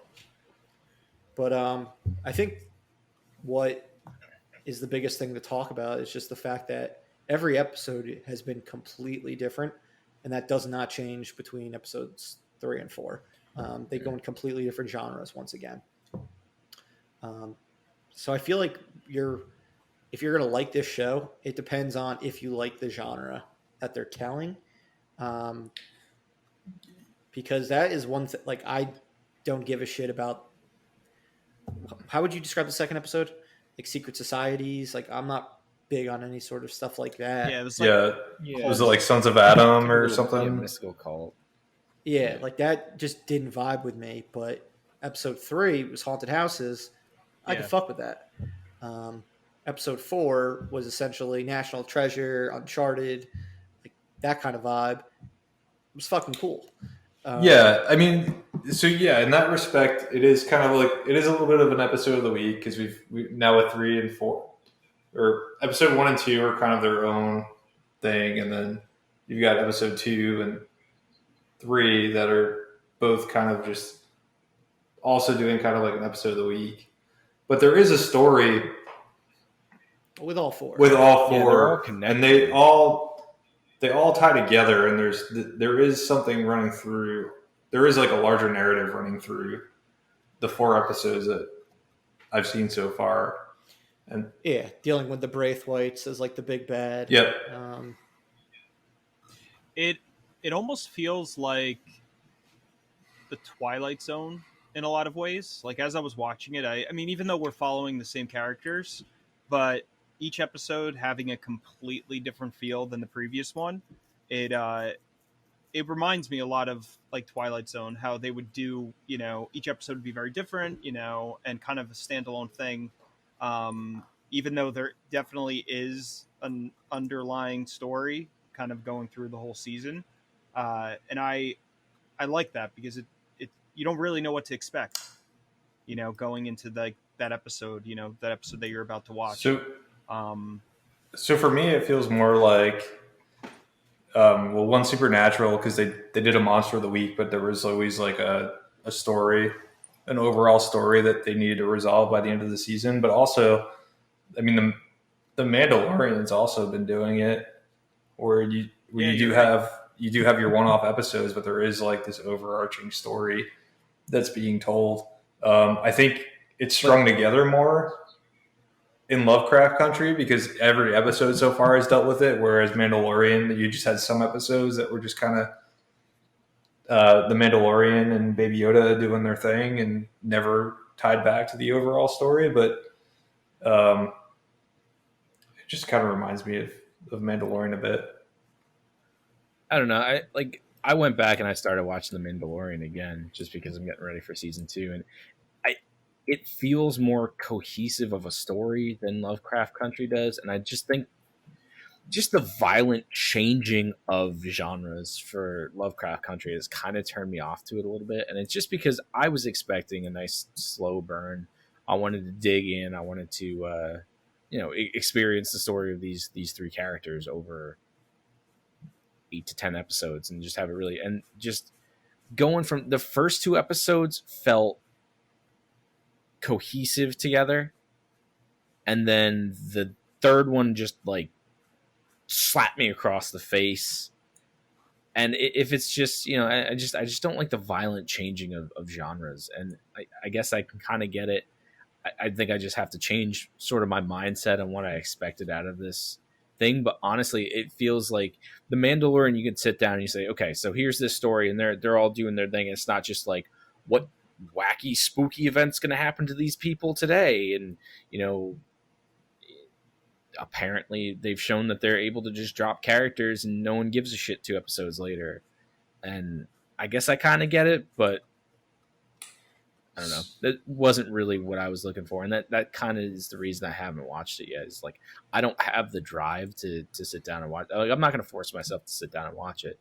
I'm sure it's probably going to be like a Perry Mason situation with you. Like I'll get to it eventually, but it's not at the top of my list currently. Yeah, I mean, the wacky situations, I thought they've done a decent job of explaining that this overarching story is kind of forcing them into these different situations. It's not just like by happenstance that they've wound up in these different situations. And I thought 3 felt more out of place than 4 did. 4 kind of, although it was another genre with the as Murph said, Uncharted, Indiana Jones vibe that it had to it, it still kind of felt like it was more obvious from the outset of how it fit in. So it's following the plot thread from the end of the third one then, where he's got to go find that piece of paper or whatever right. he was looking for, right? Okay. Yep. So that I could get on board with a little bit more, but it's just like if there's just going to be a fucking random haunted house episode in the middle of the season where it's just like, what the fuck is going on until the very end? I'm like, it takes me out of it a little bit. Yeah. But that's just I think you might, and that's how I was with Mandalorian last year. Was like it was subverted my expectations. Like I was not expecting a 30-minute adventure of the week show. That just was not what I was expecting in like a serialized world. And same with Lovecraft Country. I wasn't expecting it to be random pulp tales every single week because that's not what I expect out of my HBO shows.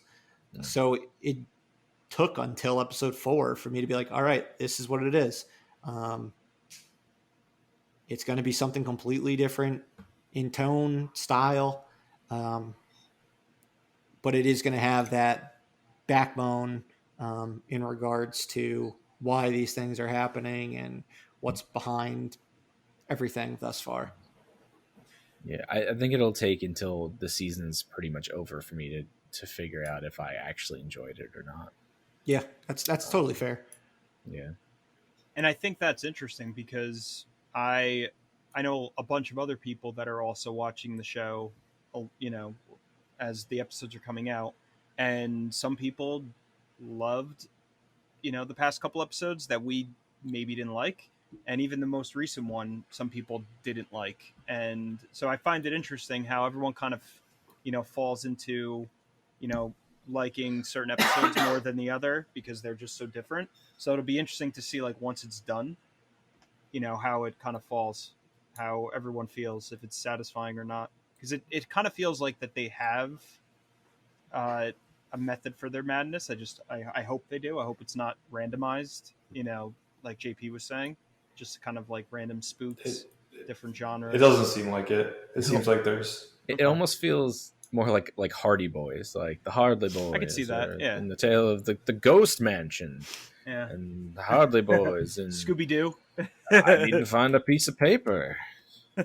Hardly Boys and my uncle dies in the next episode. We don't really give a shit because we buried him. It's fine. They do later. They do deal with him a lot more in episode 4.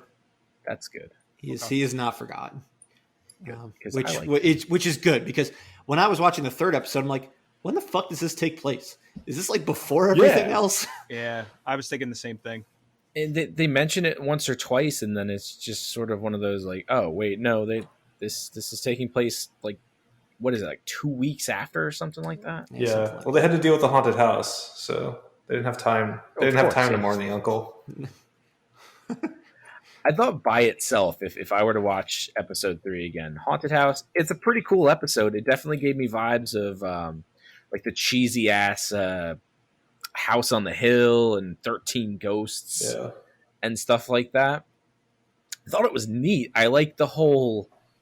You know what? It reminds me very much of Shirley Jackson's Haunting of Hill House, sort of, where you have this evil presence that was locked away in some forgotten room, and then they come back and you find it. It's cool. I like the idea. It wasn't that scary for me, but it was just the continuity, and like you said, just the shock of being like, when the fuck does this take place, and why did I just watch that last episode? How'd I get here? It sort of felt like you skipped 2 or 3 episodes.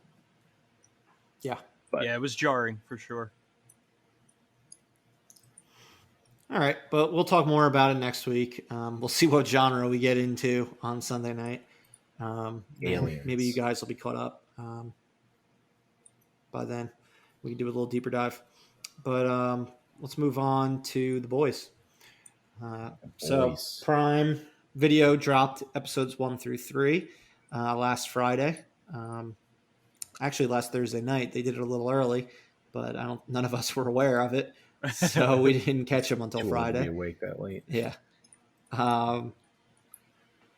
Corey, you're 2 episodes behind, so we will keep things light in regards to spoilers. But I guess we can just talk general impressions so far in regards to season 2 versus season 1. How you think the story is shaping up, things like that. I mean, I thought, and I guess this is kind of par for the course with a lot of shows since like the next season, but I thought it definitely took a little bit to kind of ramp up. The first maybe 20 minutes of the episode were a little slow for my taste, but once it got going, I was like right back in it. I got pulled right back in. I mean, the characters are still fantastic. It seems especially now after the first episode, I kind of have an idea of like where it's going to an extent. And it just Doug shakes his head. No, you don't. You don't. You have no idea. Well, I'm enjoying it so far. So there you go. Doug, you brought up in our group text that you thought it was a really good idea for Amazon to drop the first 3 as like a collective. Yeah. Because they give more of an idea of what the season is getting into. Yeah, I don't think that was just like, I don't think they just threw like a dart at a board and decided the first 3 episodes are what they're releasing. I think the first 2 episodes, like, had they dropped episode 1, 2, and 3 separately, I don't know that I would be as excited for like episode 2 after episode 1 and then episode 3. But as like a collective, episode 1 and 2 deals with a lot of the aftermath of the first season, and so it's a lot slower. But like by the time you get to 3 like ratchets it up and kind of leaves you wanting more. And I have to imagine that like they knew the first 2 were going to kind of be more story oriented. And then they knew 3 was going to leave you wanting for more. And then I would imagine like we're going to keep going and keep building. And each episode is going to make you want to say like, all right, can't wait for next week. See how this story resolves. It definitely felt like they made one super episode and then decided to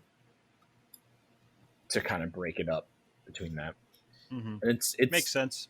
It's just like the smartest marketing move of all time when 24 gave you 4 hours of Jack Bauer 2 nights in a row. Start the season off, it gets you real hyped up and makes you really want to come back and watch for more.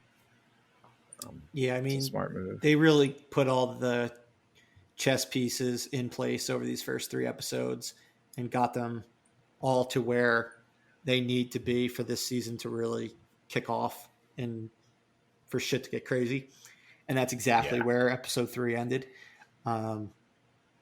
Yes. We now have an idea of what we're dealing with from a antagonist side of things.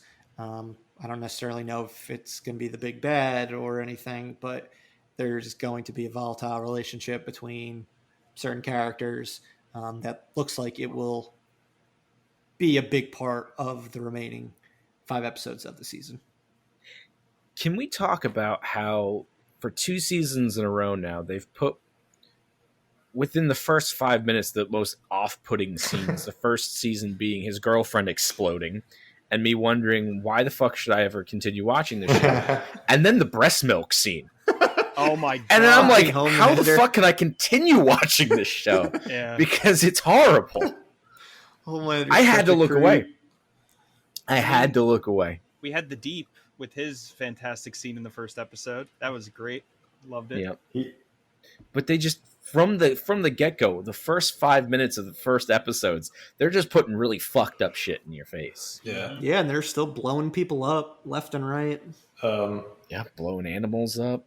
I thought boxing ears. Boxing ears. Yeah. That was I was honestly not expecting that. I thought I wasn't either. That was really funny though. Yeah, I love that they were like, "Here's this Daredevil character," and they were like, "And he's gone." For a moment, I was like, "What fucking show am I watching?" That they're all like adversity and stuff, and you got Homelander sitting there, and I'm like, "Okay, well, there's the character I know." That was. Yeah, I thought that. I'm digging the. Go ahead, Murph. What were you gonna say? I was going to say, I'm digging the whole subplot with Homelander and his son. That thing is interesting so far. Him just trying to bond with him and break him out of his shell of being like a normal kid. Yeah. He looks like he's getting there. Yeah. You saw that in the trailer. You saw him standing on the roof with the kid. Yeah. That's hilarious. Yeah, the whole time I'm sitting there watching it, my wife walks in and goes, "He's going to push him off the roof." And then she goes, "What? No, is he going to kill him?" So, I don't know. He's going to push him off the roof. We're about to find out. Well, I saw the trailer. Yeah. Yeah, it was that's an interesting dynamic, and the stuff with the Deep's pretty funny. The Deep's going into like he's going into like Scientology. Yeah, he's getting into some sort of cult with busted ass broke Hawkeye. Eagle the Archer. I think they did a really Eagle the Archer. I think they did a really funny job poking fun at Hawkeye with that. Where he ran out of arrows during a bank robbery, and like so many people died. Oh my god, I was dying. Just the way they put superheroes in the real world, it's just great. Yeah, this is what would happen. Yeah, they do a fantastic job just poking fun at really like even the Daredevil character. He's like, oh wow, what a cool thing! I'm just gonna box your ears, and what good are you now? Not so super anymore, are you? Yeah, I think that's one of my favorite parts of the show is just all the B and C list superheroes that they trot out, and everyone's reaction to them. They referenced the Captain America like character that's coming next season, Soldier Boy. Oh, they did? Yeah. Giancarlo Esposito references him. Right. And then they've referenced the Batman one a couple times, Tech Knight, which seems like a Batman knockoff. I think I looked up him in the comic, and it's straight up just Batman.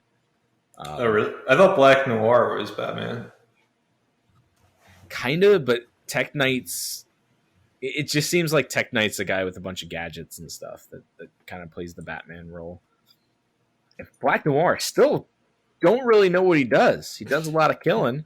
Sometimes he's a real nice guy. He also sometimes he's a real nice guy. Yeah, he seems pretty like an emotional, like way more emotional than I gave him credit for in season 1. I mean, you didn't truly listen to his piano playing. That's true. That's some emotional stuff, but the scene with the teddy bear is pretty fucking hilarious.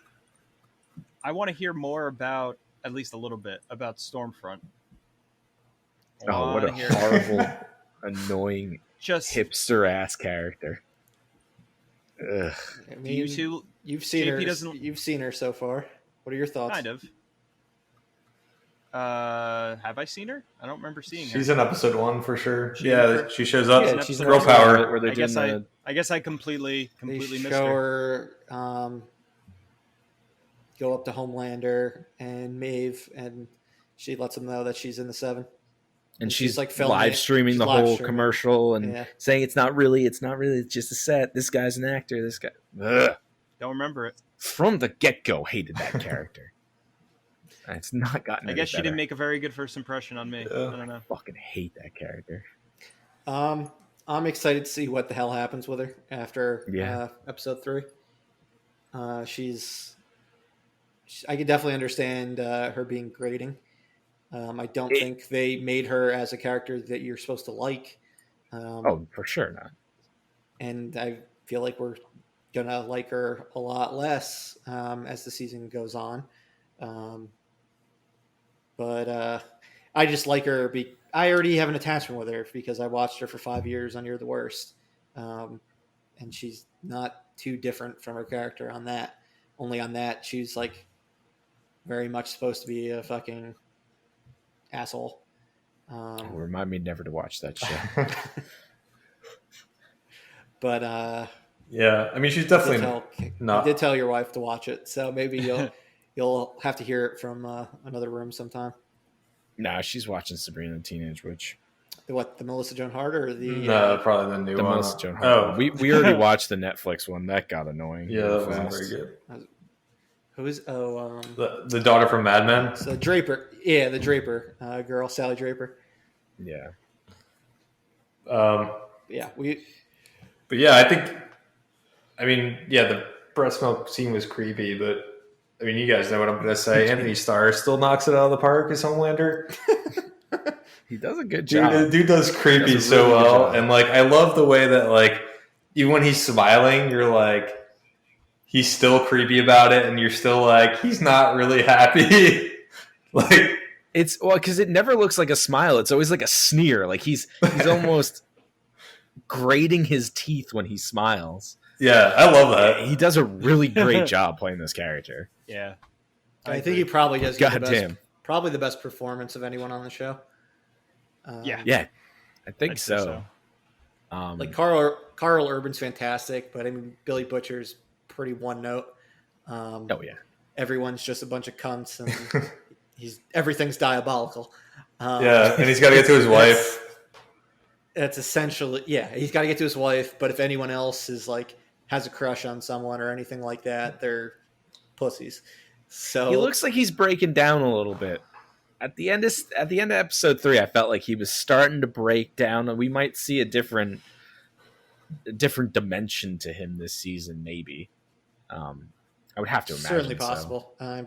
Yeah. His story, it has to open up a little bit more based on how season 1 ended, finding out that his wife's alive and that Homelander has a son with her.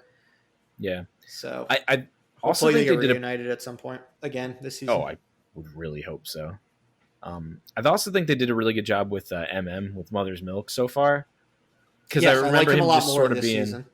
Yeah, he's definitely more likable this season. Mm-hmm. He definitely has a little bit more to do, and I like the actor. I never really had a problem with the performance. It just seemed like the character was a little. Well, you really liked him in Fast and Furious, right? The fuck was he in Fast and Furious? Shoots Letty. Holy shit, that's that guy? Yeah. Oh, holy shit! He was a good bad guy. That was Mother's Milk. Wow. Yeah, I didn't know that either. Holy shit. That's wild. Damn. Boom. You learn something new every day. You learn something new every day with Live Breathe Film. Shit. Little Fast and Furious tidbits. Maybe I should go on IMDb more. God damn. Yeah. But we'll talk more about it next week. Episodes are dropping every Friday. I kind of hope they end up dropping Thursdays at 9:00 every week. That'd be nice. That would be nice. That would be awesome. To not have to worry about watching it on a Friday. Hey, but now we got football on Thursday nights. So. That's true. This Thursday, it's back. It's football eve as we're recording this. Yeah, by the time this airs, football will have already kicked off its season. And maybe it'll be done by next week. Who knows?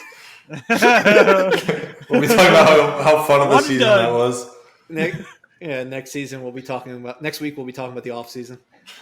Yeah. Can't wait for that draft. All right. Exactly. Let's move on to our feature presentation. Like we talked about and kind of delved into already with Mulan, we're going to be talking live action remakes. Kind of whether they're necessary, what they have that their cartoon side doesn't offer, or whether we're just getting conned every single time. So we kind of lumped it into a few different categories. You've got the Disney ones, which are obviously massive box office hits. Then we've got the Saturday morning cartoons, or just like kids television programs for the most part. And lastly, we've got anime adaptations, which JP and Corey, I imagine you're going to have the most to say about those ones. Well, Corey will. Corey definitely will. Yeah, I've got some things to say about the anime too. Yeah, I guess you're kind of big on some of these. I don't think I've seen any of them. So I'll just get myself a drink during that segment. But we can start with kind of talk about the Disney ones. I mean, there's been a bunch so far. I'd say it's kind of had its renaissance, these live action movies, over the past decade. So kicking off with Alice in Wonderland, we've had that, the Maleficent movies, Cinderella. Last year was huge with The Lion King, Aladdin, Dumbo, Lady and the Tramp. We've had The Jungle Book, Christopher Robin, and Beauty and the Beast. So all of kind of varying degrees of quality. Have any of these ones to you kind of stood out as being worthy of actually making it, or did they all kind of end up being letdowns where it didn't have a shot of surpassing the original? So why am I actually getting conned and paying to see it all over again, but not as good? Hey, the second one. They all belong in a dumpster. we talked about this with Mulan. I have no friggin' idea who they're marketing these for. I don't know, who are these movies for? Because I feel like all the Disney ones are inferior to their animated counterpart in every way, and it just seems like a cash grab off the name. I know for me, there's one that surprisingly, I mean, well, two, I guess, but one kind of really took me by surprise. Was Aladdin. Aladdin is my favorite of the Disney films, you know, the animated films. And the live action, I actually really enjoyed way more than I thought I was going to. I went in thinking it was going to be a big pile of shit, and it wasn't. It was actually, it stood on its own. It was more or less the same movie, but they added enough nuances and different things to different characters, especially Jasmine, that made it, for me, made it you know, definitely something that I would watch again. I agree. And then Beauty and the Beast, But I guess because Aladdin I enjoy more to begin with, so that one kind of is a little, you know, step higher. I liked Will Smith. I loved what they did with Jasmine. You know, the new songs and just the different feel that the movie had in a lot of ways. But then you could go in another direction with Lion King, which I was completely disappointed with. And that movie was basically beat for beat the same movie. I don't even know why they made that. Animals talking is creepy. Yeah, they also don't emote in the movie pretty. Where it's like, I don't feel anything for these animals, or at least that's how I felt with like the lack of emoting. It was just kind of like these realistic animals talking, and so the feeling didn't really get conveyed. I mean, I get the voices had feeling, but like a cartoon, like they emote, they have, if they're happy, they have the ability of making them smile, and I get that would have made it too cartoonish, but thought something was lost there. Yeah, I think it has, the Jungle Book kind of has the same problem too. It's just like seeing not even like a cartoonized animal, just seeing an animal like a bear speak and not change its facial expression. It's off-putting, at least to me.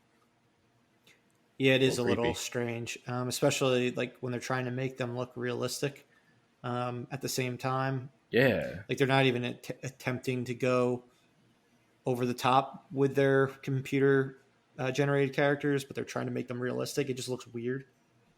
When they redid the Jungle Book with Robin Shou, the guy from Mortal Kombat, did those animals didn't talk, did they? I don't believe they did. Yeah.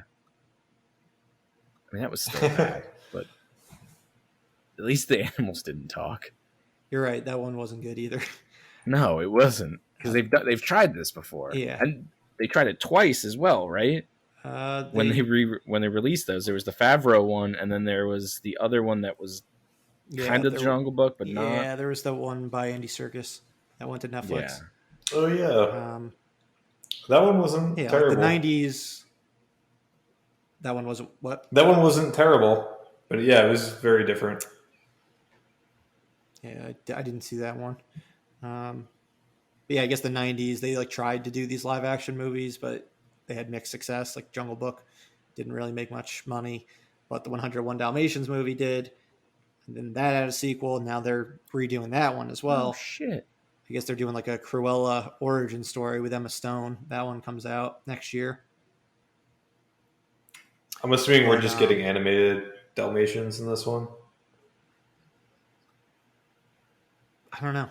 Yeah, that are photoreal, and it's going to be weird when they talk to each other, and I'll probably suffer from all the same things that Lion King and Jungle Book did.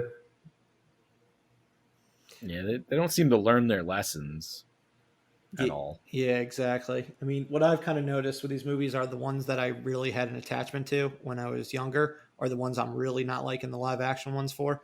Like I wasn't big on Aladdin or The Lion King, but then the ones that I don't really remember anything from, I'm enjoying. Like the Dumbos, Cinderella, those ones I thought were pretty good. I didn't see Dumbo, but I feel like that one probably could work because they CGI'd the elephant, right? Yeah, they did, and it was sort of more cartoonish looking. And it was like a Tim Burton movie. Yeah, that one I really did want to see, but I remember the reviews just being like mediocre, so I didn't go see it in theaters. Yeah, I mean, a lot of these movies I'm finally catching on Disney Plus, and maybe that's also why I'm enjoying them. The ones where I didn't like them, I paid money, so that could be part of it. There you go. Yeah, I think I just have, like you said, I have too much of an attachment to a lot of these Disney movies. I like the cartoons a lot. I grew up watching them all the time. Yeah, I mean, I'm kind of with Corey in that I liked Aladdin as a live action a good amount.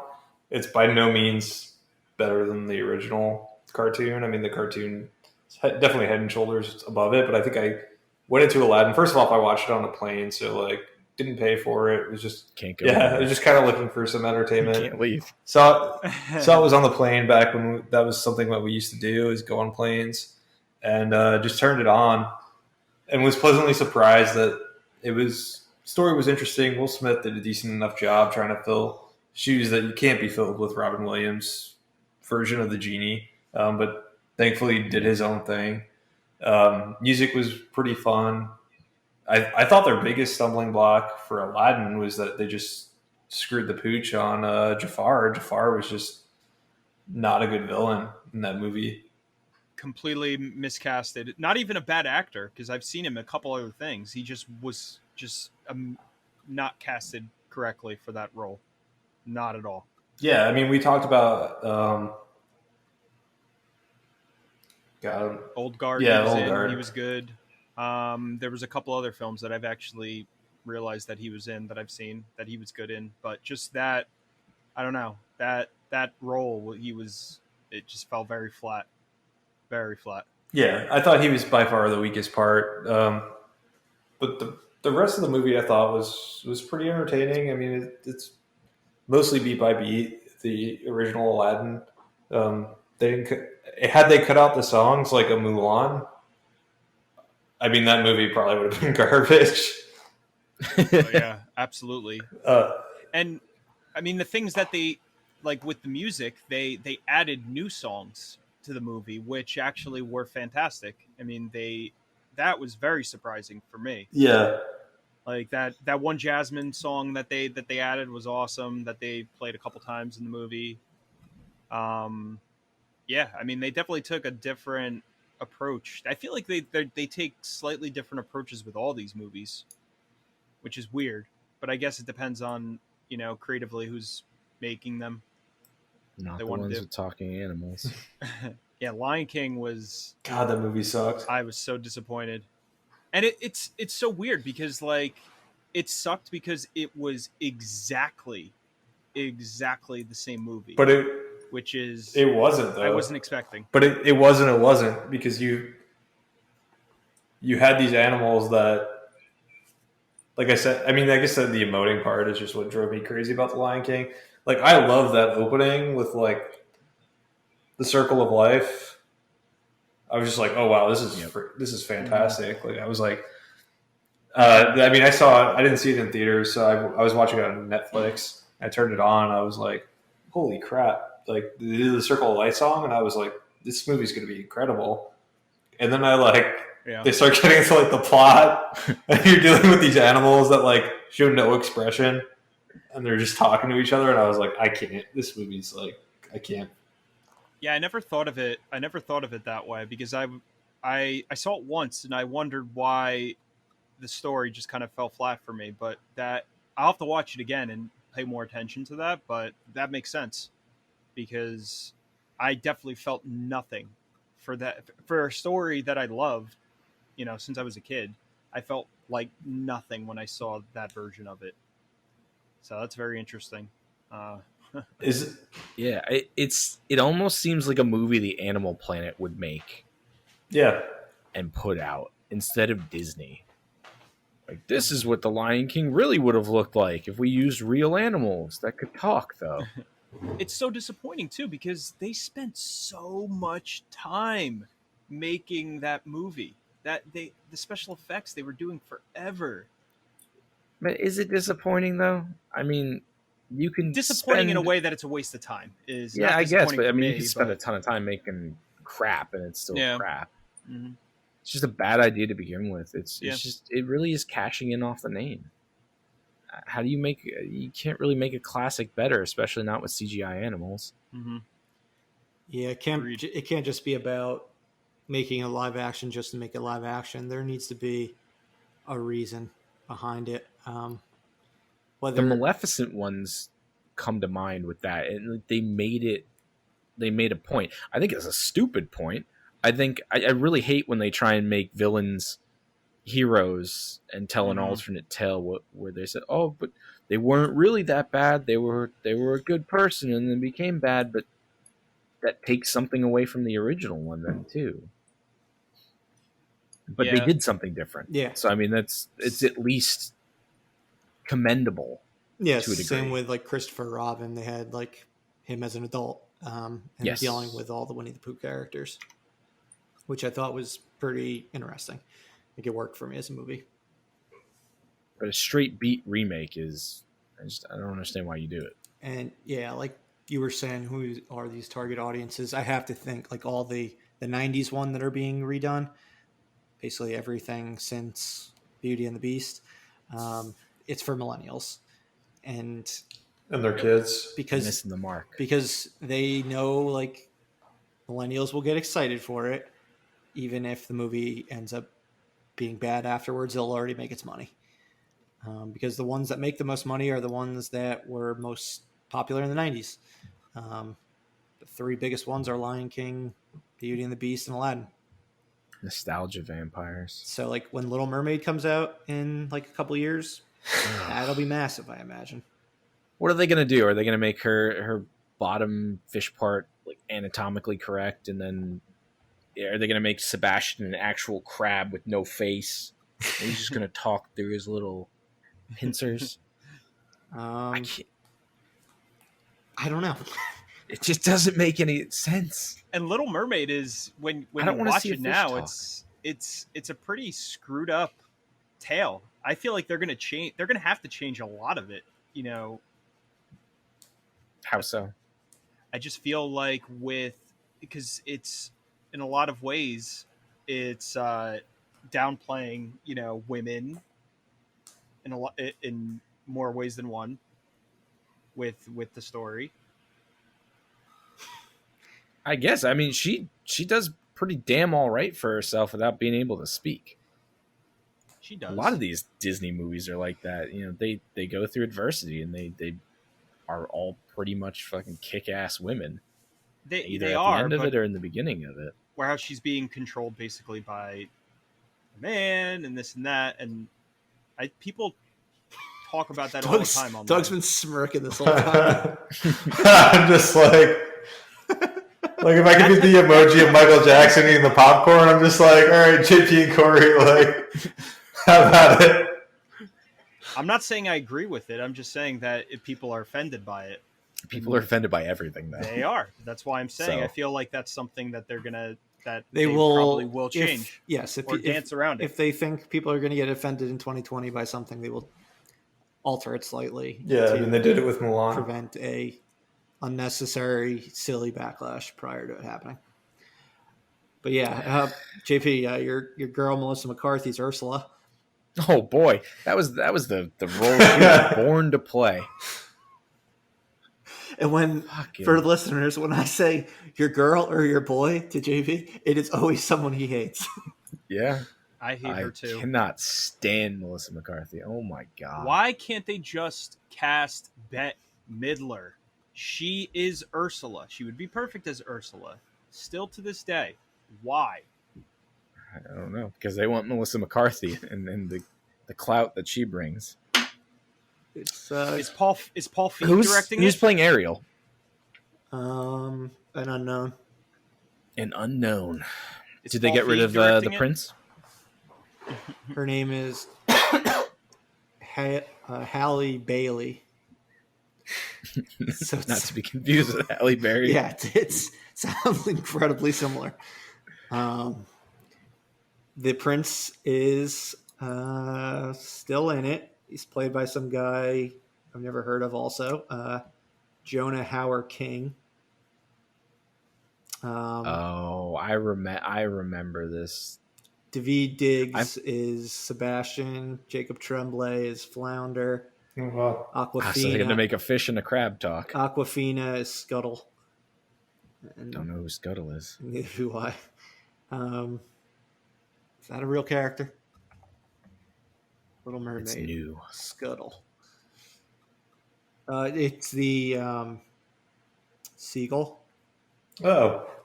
I don't remember the seagull. So if David Diggs, you said it was Sebastian? Yep. So I'm assuming he's going to be more like rap instead of like Jamaican cruise ship. Where does this Little Mermaid take place in a bay instead of like wherever? Because this takes place in, I think, Scandinavia, or my wife blew my mind and started telling me where all like these old Disney movies used to take place, and you never think about it, but they take place all around Europe in a lot of these. Like some of them are overtly German, some of them are Danish and things like that. This one's gonna be like San Francisco or something. Yeah, it's gonna be like a garbage filled bay and plastic bottles everywhere, and they're like, "Yo, it's America now." Yeah, the American Little Mermaid. Melissa McCarthy's gonna be Ursula, and so much of these totally depend on who you like. If you cast the right actor in the right role, like you can get people excited. Like putting Emma Watson as Belle, like that got like a lot of people jazzed for that, myself included. But like otherwise, like I don't know, you got to do something different, like you said, like Maleficent or Christopher Robin. Yeah. I mean, Alice in Wonderland got people hyped because of Johnny Depp as the Mad Hatter, and it made a ton of money. It looked nice, but it was a bad movie. Trash. No Ultimately, you can get the right person to play the right character, but if the movie around that isn't any good, then you're kind of screwed. Yeah, and it's another it's another one of these things where if you're gonna remake a classic, you got to make sure it's fucking great, because it's big shoes to fill, and you're not going to fill those shoes with a flashy looking movie with zero substance and no songs like Mulan. And I think the only other one that is like actively in pre-production right now is Snow White and the Seven Dwarfs remake, and that's from the director of 500 Days of Summer and like the Amazing Spider-Man movies. Oh Lord. Yeah. So they haven't cast anyone for that yet, but I can only imagine how odd they're going to have the dwarfs be in this one. It's going to be Zooey Deschanel as Snow White, and then God, I hope they don't do the whole Tim Burton thing with the dwarves. Yeah, I don't know, because Tweedledee and Tweedledum were terrifying looking. Yeah, that was creepy. Yeah, I didn't like that. They should probably just go with like traditional like actors for that, like have Peter Dinklage and other people, rather than going like some strange CGI route. Yeah, you know, I mean, Hobbit. They did it with the Hobbits. That's true. I guess you could do it with you could probably do something like that. But yeah, I think if you go like a all-out CGI fest, it could be kind of cringe-inducing. Yeah, not a whole lot going on with the whole Snow White story either. No, she's asleep for most of it. Yeah, it's just that one seems like one that maybe you just like. I get the allure; it's a big name, but maybe they'll end up throwing it on Disney Plus, like Lady and the Tramp. Yeah, I didn't even know they made that. Yep, it is. It's on it's on Disney Plus for you. It was a launch exclusive. Yep. Top 3 Disney cartoons for me, so I don't ever plan on watching that. You'll just be disappointed. I will be very disappointed. All right, and then Saturday morning cartoons. I think it's very clear that we shouldn't expect anything in regards to quality from these films. Except they are pretty much either aimed for kids or like, I don't know, teenagers, teenage males specifically. I mean, we're looking at films like Teenage Mutant Ninja Turtles, Transformers, Scooby-Doo, Inspector Gadget, Garfield, SpongeBob, Alvin and the Chipmunks, etc., etc. Flintstones. Flintstones, if I didn't. The Flintstones. Yep. And Rocky and Bullwinkle. I think that was pretty much all the ones we had listed down. But yeah, I mean, I don't think these people went out to make these movies expecting greatness. Their whole concepts of a lot of these shows were action figures. It was to make action figures, at least the ones in the 80s. Some of them obviously based off comic strips and stuff like that before becoming television shows. But as far as quality and things like that, I would say they're pretty low. I think the first Teenage Mutant Ninja Turtles is kind of an exception to that rule. I think that's it's a much better movie than it honestly has any right being. Mm-hmm. They turned what is essentially just a stupid, goofy concept of 4 turtles that do ninjutsu and run around and fight some guy with blades all over them. And they kind of made it dark, and they made it's a movie for kids in some ways, but it's not a movie for kids in some other ways. It does get real dark. That movie more directly falls in line with like the original comic, the Kevin Eastman comic, because that one was very dark. They murdered people all the time. Yeah, maybe not as dark, but they definitely follow more of that tone. I was gonna say, I think like the sequels were more inspired by the cartoon For sure. than the and every one since then than the original one. Yeah, definitely. But the original one is so much different. Yeah, it's got goofy parts in it for sure, but I mean, Casey Jones murders Splinter, not Splinter, Shredder at the end of the movie. All he does is say, "Oops," and he crushes a man's skull. I mean, obviously he doesn't die because he comes back because the next movies are cartoon movies, but yeah, those movies got more lighthearted as they went on. Like the second one is fantastic too in its own way, but the third one, I haven't seen it in a while, but the third one was just like ridiculous. They travel back in time to like to Japan, to Edo Japan or something like that. And then the Japanese guys come to America. Oh, okay. I was lost for a little bit on this Teenage Mutant Ninja Turtles discussion because I was thinking you were raving about the Michael Bay one. And I was like, what planet is JP on? He enjoyed those movies. No, those are pieces of shit. The second one I actually enjoyed to an extent because I like Bebop and Rocksteady a lot, and I liked how they represented them in that movie. But it's very important to get the representation of Bebop and Rocksteady correct. I was very happy. Oh, they were great, so fantastic. The only other Ninja Turtles nostalgia, that is the exact demographic that these films are looking for. Disney's listening to this just fucking drooling right now. We're going to do a Bebop and Rocksteady movie. We need to know what his favorite movies are now. They are looking for the 30-something-year-old millennial male and what they have nostalgia for, and that's what these adaptations are looking to please.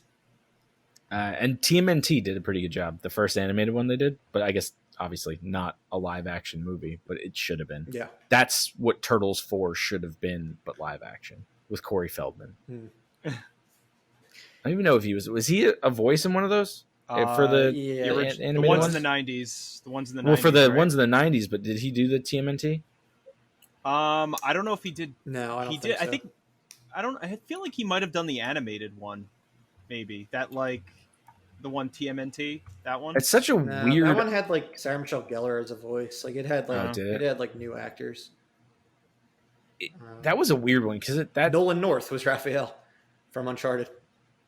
Oh wow! Chris Evans was Casey Jones. Yeah, what a cast! Imagine that. What a cast! Yeah, Kevin Smith. That's a an unnamed coder, or an unnamed cook. It's the one where they go from it being a cartoon to live action, then they went it back to a cartoon. Then they gave it to Michael Bay. Said Lawrence Fishburne was the narrator.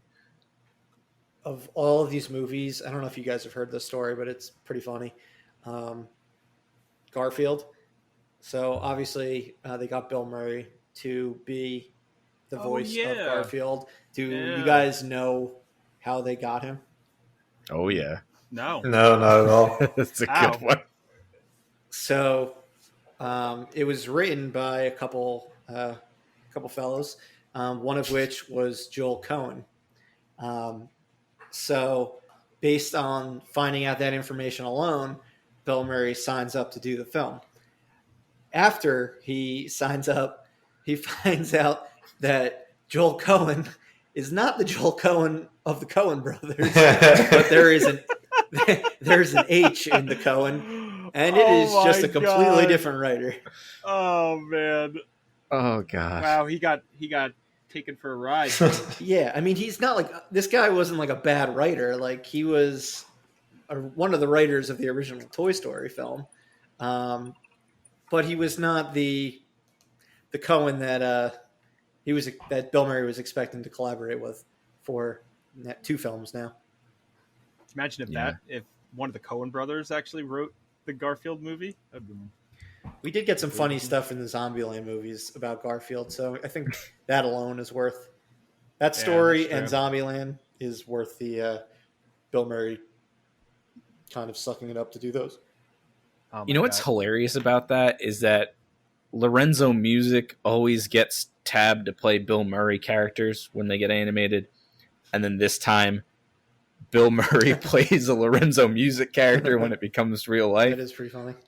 It is pretty wild to think about that. He died in 2001, but I would imagine he would probably find that absolutely hilarious as well. Oh, this just reminds me. I was. He didn't die in 2001. Died sometime. I was looking at the list, and Flintstones, how Rick Moranis was in that. Did any of you guys see that new commercial today that came out? I actually heard. Yeah, I heard about it. It's awesome. With Ryan Reynolds, right? With Ryan Reynolds. Ryan Reynolds and Rick Moranis. The return of Rick Moranis. It's really cool. One can only hope. Speaking of Flintstones, though, I think that is one of the great examples of getting the actors to the characters correctly. Yeah. But the movie... They did a good job casting. Yeah. The movie, I don't think...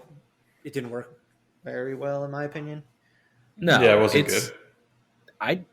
I lumped that into like the Brady Bunch type movies where they're like, it must have been some drug-fueled nightmare when they came up with the concepts for these movies and they were writing them and putting them together because they're just so weird.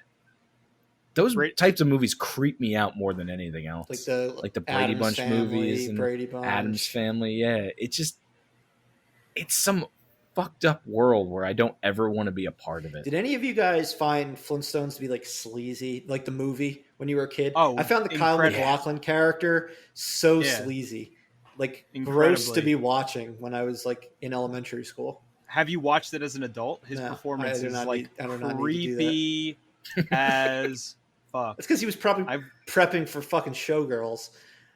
Like that movie, they came out like back to back.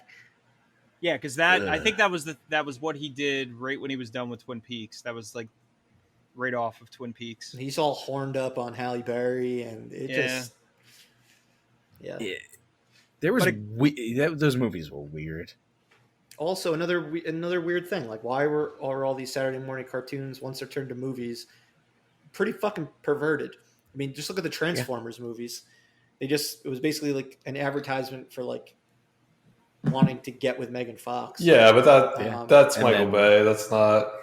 That's true. That's entirely his responsibility. Slow shots of her midsection sweating. And same thing with Turtles. Yeah, exactly. Same with Turtles. I forgot she was April O'Neil. Yeah. Wow. Yeah. Those movies are that was not a good casting at all. Except for the sequel. The second one is fantastic in some ways.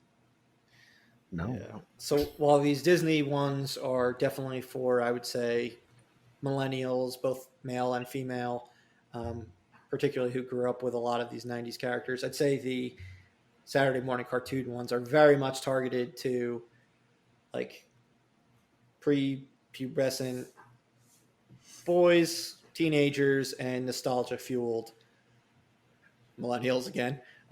Maybe some Gen Xers. But maybe in some ways the parents too. Yeah, the parents of these kids who are going to see these movies, definitely. Yeah, totally. All right, and then the last category we had was anime.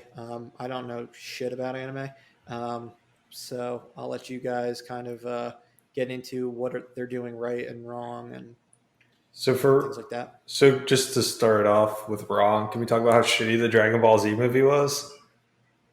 Because I was going to say that's where I get on the train and get off the train. That's all I know about anime. That was such a train wreck. Absolute trash. The casting was complete garbage. The movie was complete garbage. The story was bad. Didn't who played Piccolo? I forgot his Jason, the guy from Buffy. Who played Spike? Yeah, I don't forgot remember his name. Yeah, and he was probably the best in that movie out of anyone. Yeah, but he wasn't Piccolo. No, he wasn't. He was just some random green monster. Yeah, it was terrible. So bad. So terrible. And I feel like, I mean, Corey, this is probably all you right here, maybe Doug to an extent. I feel like that Dragon Ball live action movie just sort of encapsulates live action anime movies perfectly. Yeah, I mean, they've never... well, no, I'm not going to say never, because from Pokemon, they got right to an extent. But yeah, I mean, that was garbage. It definitely shows just how shitty... Is Pokemon anime? And like how It is, but yeah. It doesn't seem the one that the movie they made doesn't seem like it has really much of anything to do with the anime other than just having Pokemon in it. It's an original story. They just include, which probably is the reason why it works as well as it does. But yeah, like especially for Dragon Ball Z, I mean, a lot of these they're tone deaf. They kind of like lose sight of what makes the anime great to begin with, or great for whoever watches them. And they just take the ideas and the characters and they throw them in a blender and just make them into a nightmare. So Dragon Ball Z was definitely one of those. That was just such a... I mean, I love the Dragon Ball Z cartoon, and it's just like, how did they go so far off the path of everything that made that show work? Because they brought in, you know, maybe not terrible writers, but they brought in people that didn't understand the subject material to begin with, and they just made like a shitty action movie with Spike in prosthetics. Yeah, I feel like they probably tried to Americanize it too much. James Marsden, right? Marsters? James. I was gonna say I don't remember him in there. Is Cyclops. Who plays Spike, Murph? What's his name? James Marsters. Yeah, Marsters. there you go. I was close. I mean, outside of like the script sucking, I thought like a lot of the acting was garbage in that, and then like a lot of the action was crap too. And it's like, you're gonna make a Dragon Ball Z movie. If there's one thing you need to get right, it's the action that needs to be like amazing. Yeah. And there's no energy beams. It's all like farts that they push around. Yeah, it just like, moves wind. It reminded me. Well, now that I think about it, Power Rangers. But Power Rangers was done better. But they like tried to do like a more realistic, grounded Dragon Ball Z, which I don't even understand why they even attempted that. But Power Rangers, like, it worked to an extent. This, I mean, it was ridiculous. It just did not work. They tried to make it more grounded, yet almost all of the characters are named after food. Yeah. Pick your battles, guys. Pick your battles. The one that I'm looking at is Speed Racer. Did you guys see that directed by the Wachowski brothers? Hell, I did not. That movie. So, that movie is Wachowski actually, siblings. Yeah, Wachowski siblings. Yes, it is so much like the original cartoon. It is insane. They were definitely on massive amounts of drugs when they were making that movie. It's a terrible movie, but is is everyone just like, he's chasing after me, he's almost there, and then someone said, oh, I'm gonna get you now, no, do not try and run me to the wall. Yes, for the most part, it is absolutely insane. It was never going to be a good movie, but you can tell that they took all the drugs and then tried to make a live action version of it with Emil Hirsch, right? Was it Emil Hirsch in that? Yeah. So that, and the guy that played Yamcha in the Dragon Ball movie was in Speed Racer. I forget what his name was, but I remember that guy. There you go. I think the only other one that I saw, I still want to see Alita Battle Angel. That I've heard it was okay. Was that an actual cartoon? I don't think that's an anime. Or was that just it's an a manga. Anime? It's not an anime. Yeah, well, there was. it was a manga. Well, no, there was novel, one, wasn't it? Series or episode, or it's considered anime because I think there was one. Oh, okay. There was one something, but yeah, it was originally a comic. Her eyes are fucking terrifying. It's really distracting. I've seen the movie. I mean, did you like it? It's all right. It wasn't like it was entertaining enough. They set it up for a sequel that you're never going to get, so as long as you're okay with that. God, I love that. The internet has been petitioning for that for a while. Hashtag Elite Battle Angel. It seems like they spent way too much time and money probably trying to do the eyes effect. That like it wasn't worth it. Just give her regular. It looked even weirder during the original trailers. I was gonna say, yeah, they toned it down. It's just a shitty Snapchat filter. That's really all it is. I'm looking at stills and it freaks me out to even look at. You get used to it, but it's still like, why'd you spend the time and money doing this? Yeah, I mean, if you're gonna make it look like an anime, at least make everyone's eyes human. I was gonna say, what's even more distracting is like it's only her that has those eyes. Yeah, no one else. Not even any of the other robots, right? Yeah, no, it's just her. Probably because they didn't have the money to do it to everybody. Androids, whatever. Yeah, that's true. I mean, the one thing you get from that is you pretty much see what Blade's going to look like in 3 or 4 years. Because he fucking looks exactly like Blade in this movie. I can't even say his name. Mahershala Ali. Mahershala looks exactly like Blade in this movie. Yeah, he does. Which is promising. Mm-hmm.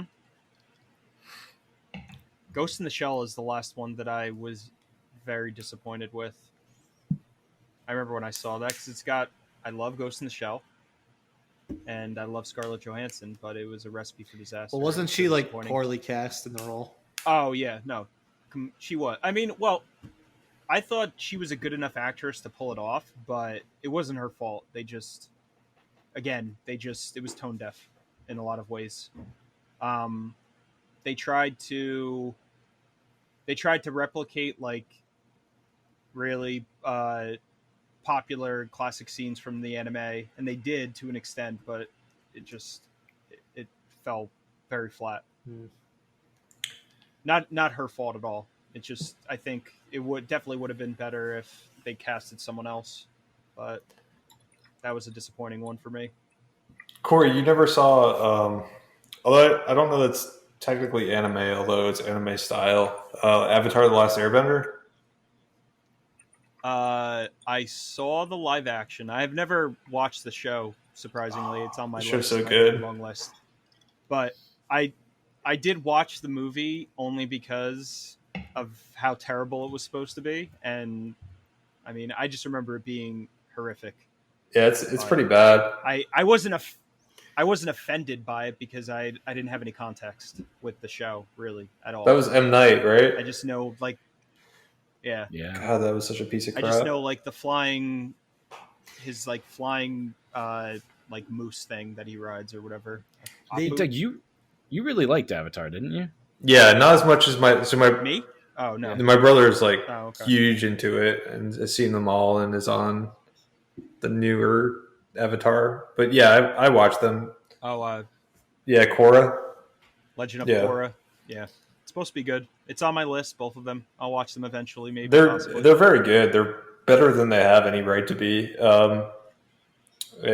they had a story they wanted to tell. They told them in chapters, and it's got humor, and it's also got a pretty interesting story, and it's definitely worth checking out if you guys are willing to sit down and watch a cartoon. Like I said, it's not really anime. It was made in America, but it's Nickelodeon, right? Yeah, Nickelodeon did it. It was made in America, but it's made to look like anime. Like they tried to stylize it in that way. Yeah, but it's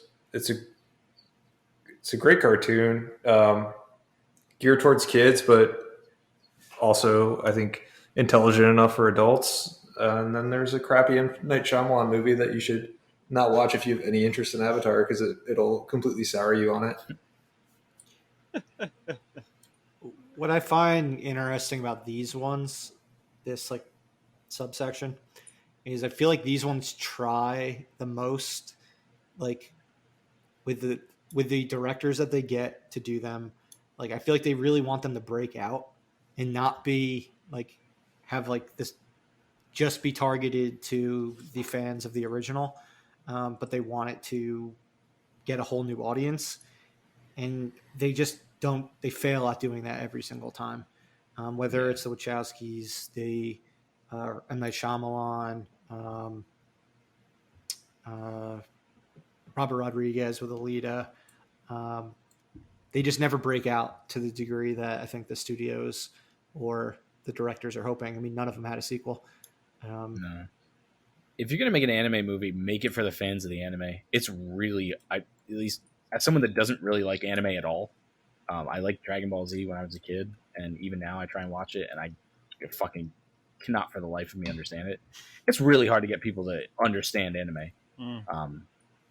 If they're not gonna like it, they're not gonna like it. Make it for the fans, and I feel like you'll make a lot more money than trying to broadly advertise it to everyone as, hey, check this out. And then the storylines are so convoluted in anime that it's like your head will explode before you can wrap your mind around it. But when you have people that have inside knowledge and stuff, you can make whatever kind of movie you want. Yeah. And it will probably make a decent amount of money. I mean, but when you try and generalize it for an audience, they tend to fail. Like we said with Dragon Ball Z, like all three of us would have loved to see a real faithful Dragon Ball Z adaptation. We got some like crappy action movie starring Justin Chatwin that they were trying to Americanize and make it into a viable franchise going forward. I think superheroes are something they should look at in comic books for how to do it.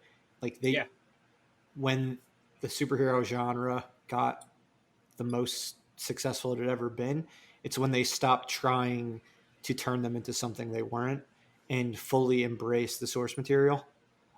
Yeah. So 100%. Maybe if that's the route they start to take moving forward, things will turn out differently. Yeah, I mean, we'll see if we ever get it. The Akira film, if they actually do that correctly, because that's like one of the most beloved films, mangas, animes of all time. So if they'll do that correctly, they'll take that kind of approach. Finally, after all this time. Does that have a director and stuff, or is it just? I think Taika was attached to it. He's been rumored, yeah. Right? Yeah, he was rumored. Before he signed on for Thor 4, I believe. Before he signed on to Star Wars, he was rumored for it. Yeah, I mean, it should be interesting to see. Hopefully it'll come out eventually. Yeah, it seems like they just need to stop marketing it to the masses and start making these movies for the people that are fans of it, and it'll blossom from there. Yeah, they did it with like you said, with the comic books, and now more people became fans of them through the movies than probably reading comic books. Exactly. The one thing with Akira is that I think he's still producing it and funding it to whatever extent is Leonardo DiCaprio. He loves that property. He's been funding it since the beginning. I don't know if he still is. I think he is, but I remember his name's been attached. So I don't know. Yeah, we'll see. Yeah, obviously all three of these genres or subgenres have had varying degrees of success. They're all doing it different ways. Um, but I think they can all make adjustments to put out better product in the end and ultimately make more money by doing so. But as long as they're making money, I don't expect things to change too much because why work hard if they're working to the degree that they are and they're already successful. With the exception of anime, which clearly everyone's in agreement that it needs some work done. All right, though. Let's move on to our closing segment. As always, our yearly film series. We're up to 1988 right now, and each of us will talk about a film that left a big impression on them. Some of these ones, I think all of us would have had in our top two or three. But Corey, we'll start with yours and kind of continuing with the anime conversation. Or does this count as anime? It does, right? Yeah. So I mean, My Neighbor Totoro is what I decided on for this year. I actually thought it came out in '89. I didn't think it came out in '88, which I was surprised. But I've loved this movie since we were kids. It's very lighthearted. It's absolutely a children's film, but it's definitely one of those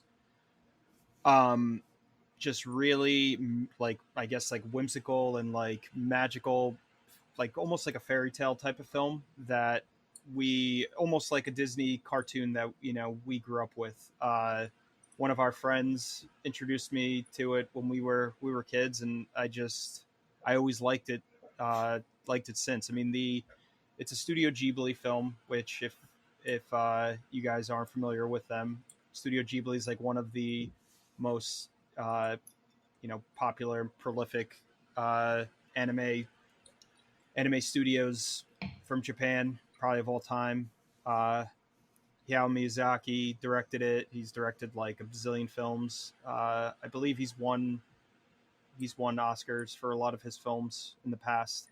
And this was one of his first ones that he did that kind of got really noticed. And this one has just always stuck with me. I like the characters a lot. Totoro, who's this giant flying cat, and he's a guardian of the forest, and just includes those three characters, the two girls and Totoro, and it's an 80-minute just children's film, but it's just very unique and kind of one of those films that you watch and you just need a pick me up, I guess.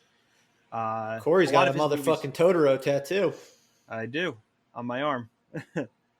Yeah, I mean, this movie has always been very close to me. So when I saw it for '88, I was like, wow, I got to do this. I watched it recently. I usually watch it every year, and yeah, it never gets old. It's a classic film. Was your introduction watching it back in elementary school, in class? I remember watching it then. I actually introduced it to me. Yeah, I think I watched it at his house first, but it could have been in school when he brought it in. I don't remember which one came first, but it was around that time. That was my introduction. I was like, "What the fuck am I watching?" Yeah, it's a weird. I don't understand that shit at all. It's a weird film. I mean, it's again filmmakers, creators that are obviously incredibly creative, but definitely on all types of drugs, probably when they were figuring it out and coming up with the ideas. I believe most of this came from Miyazaki's mind, so that man was probably on all the drugs. But yeah, it's wild. It reminds me a little bit of Alice in Wonderland, that type of really, really bananas out there type of subject material. Animals that don't exist, magical creatures and that kind of thing. Was that the only time that you saw it, Murph? Probably, right? Yeah, that was the only time. I was one and done on My Neighbor Totoro. Yeah, I mean it's if you like anime, I probably should see it again though, classic. because the first time I saw Star Wars was in school as well when our friend Mike brought it in, and I wasn't down with it on first viewing. Yeah. So maybe I just didn't like watching movies in school. I mean, it's fucking weird. It is really weird, but I mean, it's a children's movie, and it's beautiful. It's drawn really well and animated really well. So it's a lovely, definitely lovely recommend film. it. It's on Disney Plus now. I think all the Ghibli movies are. So if you're HBO Max. HBO Max, okay. Yeah, if you're inclined, definitely watch. I mean, I think every single one is on there. Cool. Doug, you have another partly animated film. Yeah, so you have a nice mixture of animated and live action, which kind of goes perfect with our conversation before. It does. I'm a little upset to not see Twins made the list, but I was. Well, we thought I was in between the two. We thought you were picking it. Yeah, no, I had to go with a movie that I think I enjoy a bit more, and that's Who Framed Roger Rabbit. Just such a good movie. Bob Hoskins fucking just destroys his role in that movie. I mean, he carries a lot of the film, being pretty much the majority of the live action in this movie. I think one of the things that stuck out to me, I watched this movie in the last year, is how great the animation interacting with the live action was done. It looks incredible. And the way I believe they did this is they filmed a lot of the live action first, and then they hand drew the animation afterwards. But for 88, man, it looks good. I know they also use a lot of practical. I think when they're in the club at one of these bar scenes, there's penguins with carrying a tray, and I think they had trays from strings bouncing around, just so you can get that interaction with the live action characters with the animated characters. And story wise, I enjoy the movie. From an effects perspective, it was really well done. Christopher Lloyd scared the hell out of me when I was younger as that villainous Toon character. It was just, I don't know. I enjoy this movie a lot. It's just a fun movie. I know a lot of people like Space Jam. This movie's just so much more superior. It definitely is. And yeah, I just can't say enough good things about how great Bob Hoskins is in this movie. He just carries a lot. It's pretty amazing for a movie with Mickey Mouse in it. There's a ton of alcohol use in this movie because he's just a degenerate alcoholic the whole movie. A lot of drinking in this movie, and then Mickey Mouse shows up with Bugs Bunny at the same time. Good luck doing that these days. Yeah, the mouse wouldn't approve. Wasn't Eddie Murphy originally supposed to be the character? Bob Hoskins' character? I believe he was, or it was the one movie Eddie Murphy regrets passing on. I think that's what it was. I had read that over the past. I think it was around the time he hosted SNL. He did an interview and said that.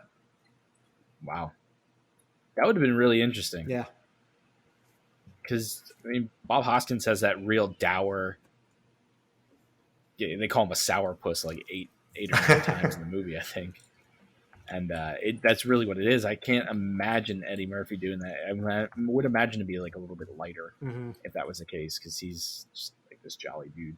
Well, but one of the main driving forces behind that character, and I know I get we're talking about Who Framed Roger Rabbit and not a drama, but his brother was killed by a Toon, and so he hated cartoons or Toons. So it'd be weird if he was kind of jolly or happy. He was supposed to be an angry individual. So it'd be weird. I don't know that I could see Eddie Murphy in that role. I mean, I'm sure he would have done a fine job, but I think this feels like better casting. Eddie Murphy, what, two years in a row? He was supposed to be in Ghostbusters, right? Yeah. He was the Winston character. He just couldn't do it. Roger he couldn't Rabbit? do it because of Beverly Hills Cop. But this one he literally passed on. The quote is, the only movie that I've turned down that became a big hit was Who Framed Roger Rabbit. I was going to be the Bob Hoskins dude. I was like, what? Animation and people sound like bullshit to me. Now every time I see it, I feel like an idiot. I'm sure he feels real bad with all his fame and success. Yeah. But Ghostbusters, we talked last week about John Belushi. There's so many people in that movie that like could have been in it. John Candy could have been the role of Louis Tully, Rick Moranis. John Belushi would have been, who did we say? Bill Murray's character. Yeah. And then Eddie Murphy could have been Winston Zeddemore. That would have been a completely different movie. Yeah, I'm glad we got what we did. I love I forgot his name. I knew I was going to do this.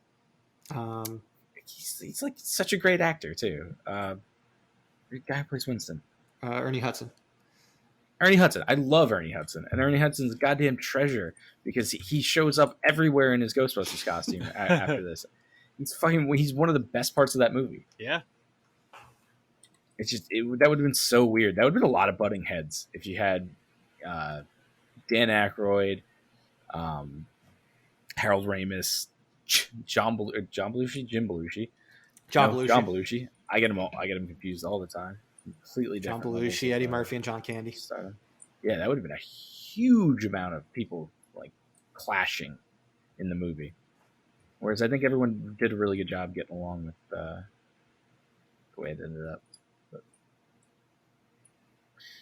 All right, JP, you want to go right into Beetlejuice? Yeah, Beetlejuice, the movie that's spelled differently than the character that it's titled after.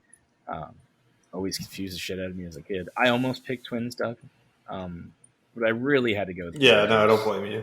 When you can name a movie after a character, title it wrong, and that character is only in the movie for less than 15 minutes, and puts that big of an impression on you. This is honestly, I think this is probably Tim Burton's masterpiece, and I don't say that lightly because I love a lot of movies that Tim Burton has made, but everything about this movie is great. The soundtrack's fantastic. I was listening to Henry Belafonte the other day, just because I was sort of in a Beetlejuicy mood and I wanted to listen to the songs that he had in the movie. Gets me riled up, makes me think of all those the scene where Winona Ryder's dancing at the end and the dinner scene with the shrimp coming out. Mm-hmm. It's such an interesting movie. It's when your house is being haunted by really lovely people, and I feel like you hope for that in most haunting cases. If your house is being haunted, you want it to be the Maitlands. You want it to be this lovely couple that's really nice to you, and not some horrible things that exist in The Conjuring or something like that. And Michael Keaton is just probably one of his best performances. Michael Keaton is such a good comedic actor, and I feel like we don't get enough of it. Just knocks it out of the park as Beetlejuice. And I was reading before this that originally, I think Tim Burton wanted Sammy Davis Jr. to be Beetlejuice. Something really outlandish. And the studio was, okay, why don't you look at Michael Keaton real quick? And he had no idea who Michael Keaton was in 1988. And thank God they put him in a room together, because then we got Batman 1 year after. Another film where the character is named after him and he's not even the star of his own movie. Damn right. Well, 2 times over. I feel like the first one he probably was. He's just not, at least he's just not first billed. Yeah, that's true. So it just going through the Wikipedia of this movie is pretty interesting, because they didn't want to name the movie Beetlejuice. They wanted to name it House Ghosts or something stupid like that. And then Tim Burton was screwing with him. He said, "Why don't we call it Scared Sheetless?" and the studio almost went with that, and that terrified him as well. And then even after the movie, talking about sequels of Beetlejuice in Hawaii, just such a weird little sliver of Tim Burton's mind that got made into such a great, funny movie. And even outside of with Alec Baldwin and Gina Davis and Michael Keaton, you have a great cast. You got Robert Goulet as the boss. I forget what the main character or one of the main family's name was. The Dietzes. The Dietzes, but the husband who's in jail now. Yeah, Jeffrey Jones. The character that played Jeffrey Jones, and then you got Winona Ryder, Catherine O'Hara, young Winona Ryder. Yep, and Glenn Shaddix as Otho, which is such a great character. Yeah, just an all-around good movie. Just a fun watch, and it sets up this cool little world that only exists in one movie and a weird animated TV show that I used to watch as a kid, where Beetlejuice and Lydia are best friends and they do weird shenanigans together.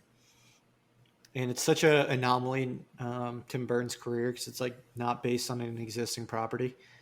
Like everything he does like has an IP. Yeah. Like around it. The only other original I can think of is Edward Scissorhands. Edward Scissorhands. And it's just those two movies could exist in the same world. Mm-hmm. He definitely has his own little place where he goes in his head when he writes stuff. And that's when he peaks. Yeah. Just let him do his own thing. And he was crazy. Even his Batman movie was kind of in its own little... Yeah, I mean, like we talked about, it's not exactly the traditional Batman. Yeah. It's a great movie. Really, really one of the good movies of 88. There's a lot to choose from, really, but gotta go with Beetlejuice. Yeah, Beetlejuice was my runner-up. I didn't include it because I figured, A, you would want to talk about it, and B, I had already talked about it quite a bit on one of our first episodes about potential reunions that I'd like to see. So what I did choose instead was Big with Tom Hanks. This was my introduction to Tom Hanks in like live action or animated. So I guess I saw this probably when I was like around 8 years old, I would say. This was like the transitional role for him between like the comedy guy that he was throughout the majority of the 80s and the dramatic actor he would become through the 90s, while always having a comedic sensibility to the majority of his roles. He's just a naturally warm, funny dude. But Big kind of had him walk that tight rope very well. Where, I mean, obviously, for those unfamiliar with the film, he's playing a 10-year-old character who wishes that he could be big at a boardwalk type game, and then wakes up the next morning as a 30-something-year-old guy. But he has the personality of a 10-year-old. So it is naturally a very funny movie. But then it also puts him in lots of adult situations, which a 10-year-old shouldn't be dealing with. You have to work with John Lovitz. Pain in the ass.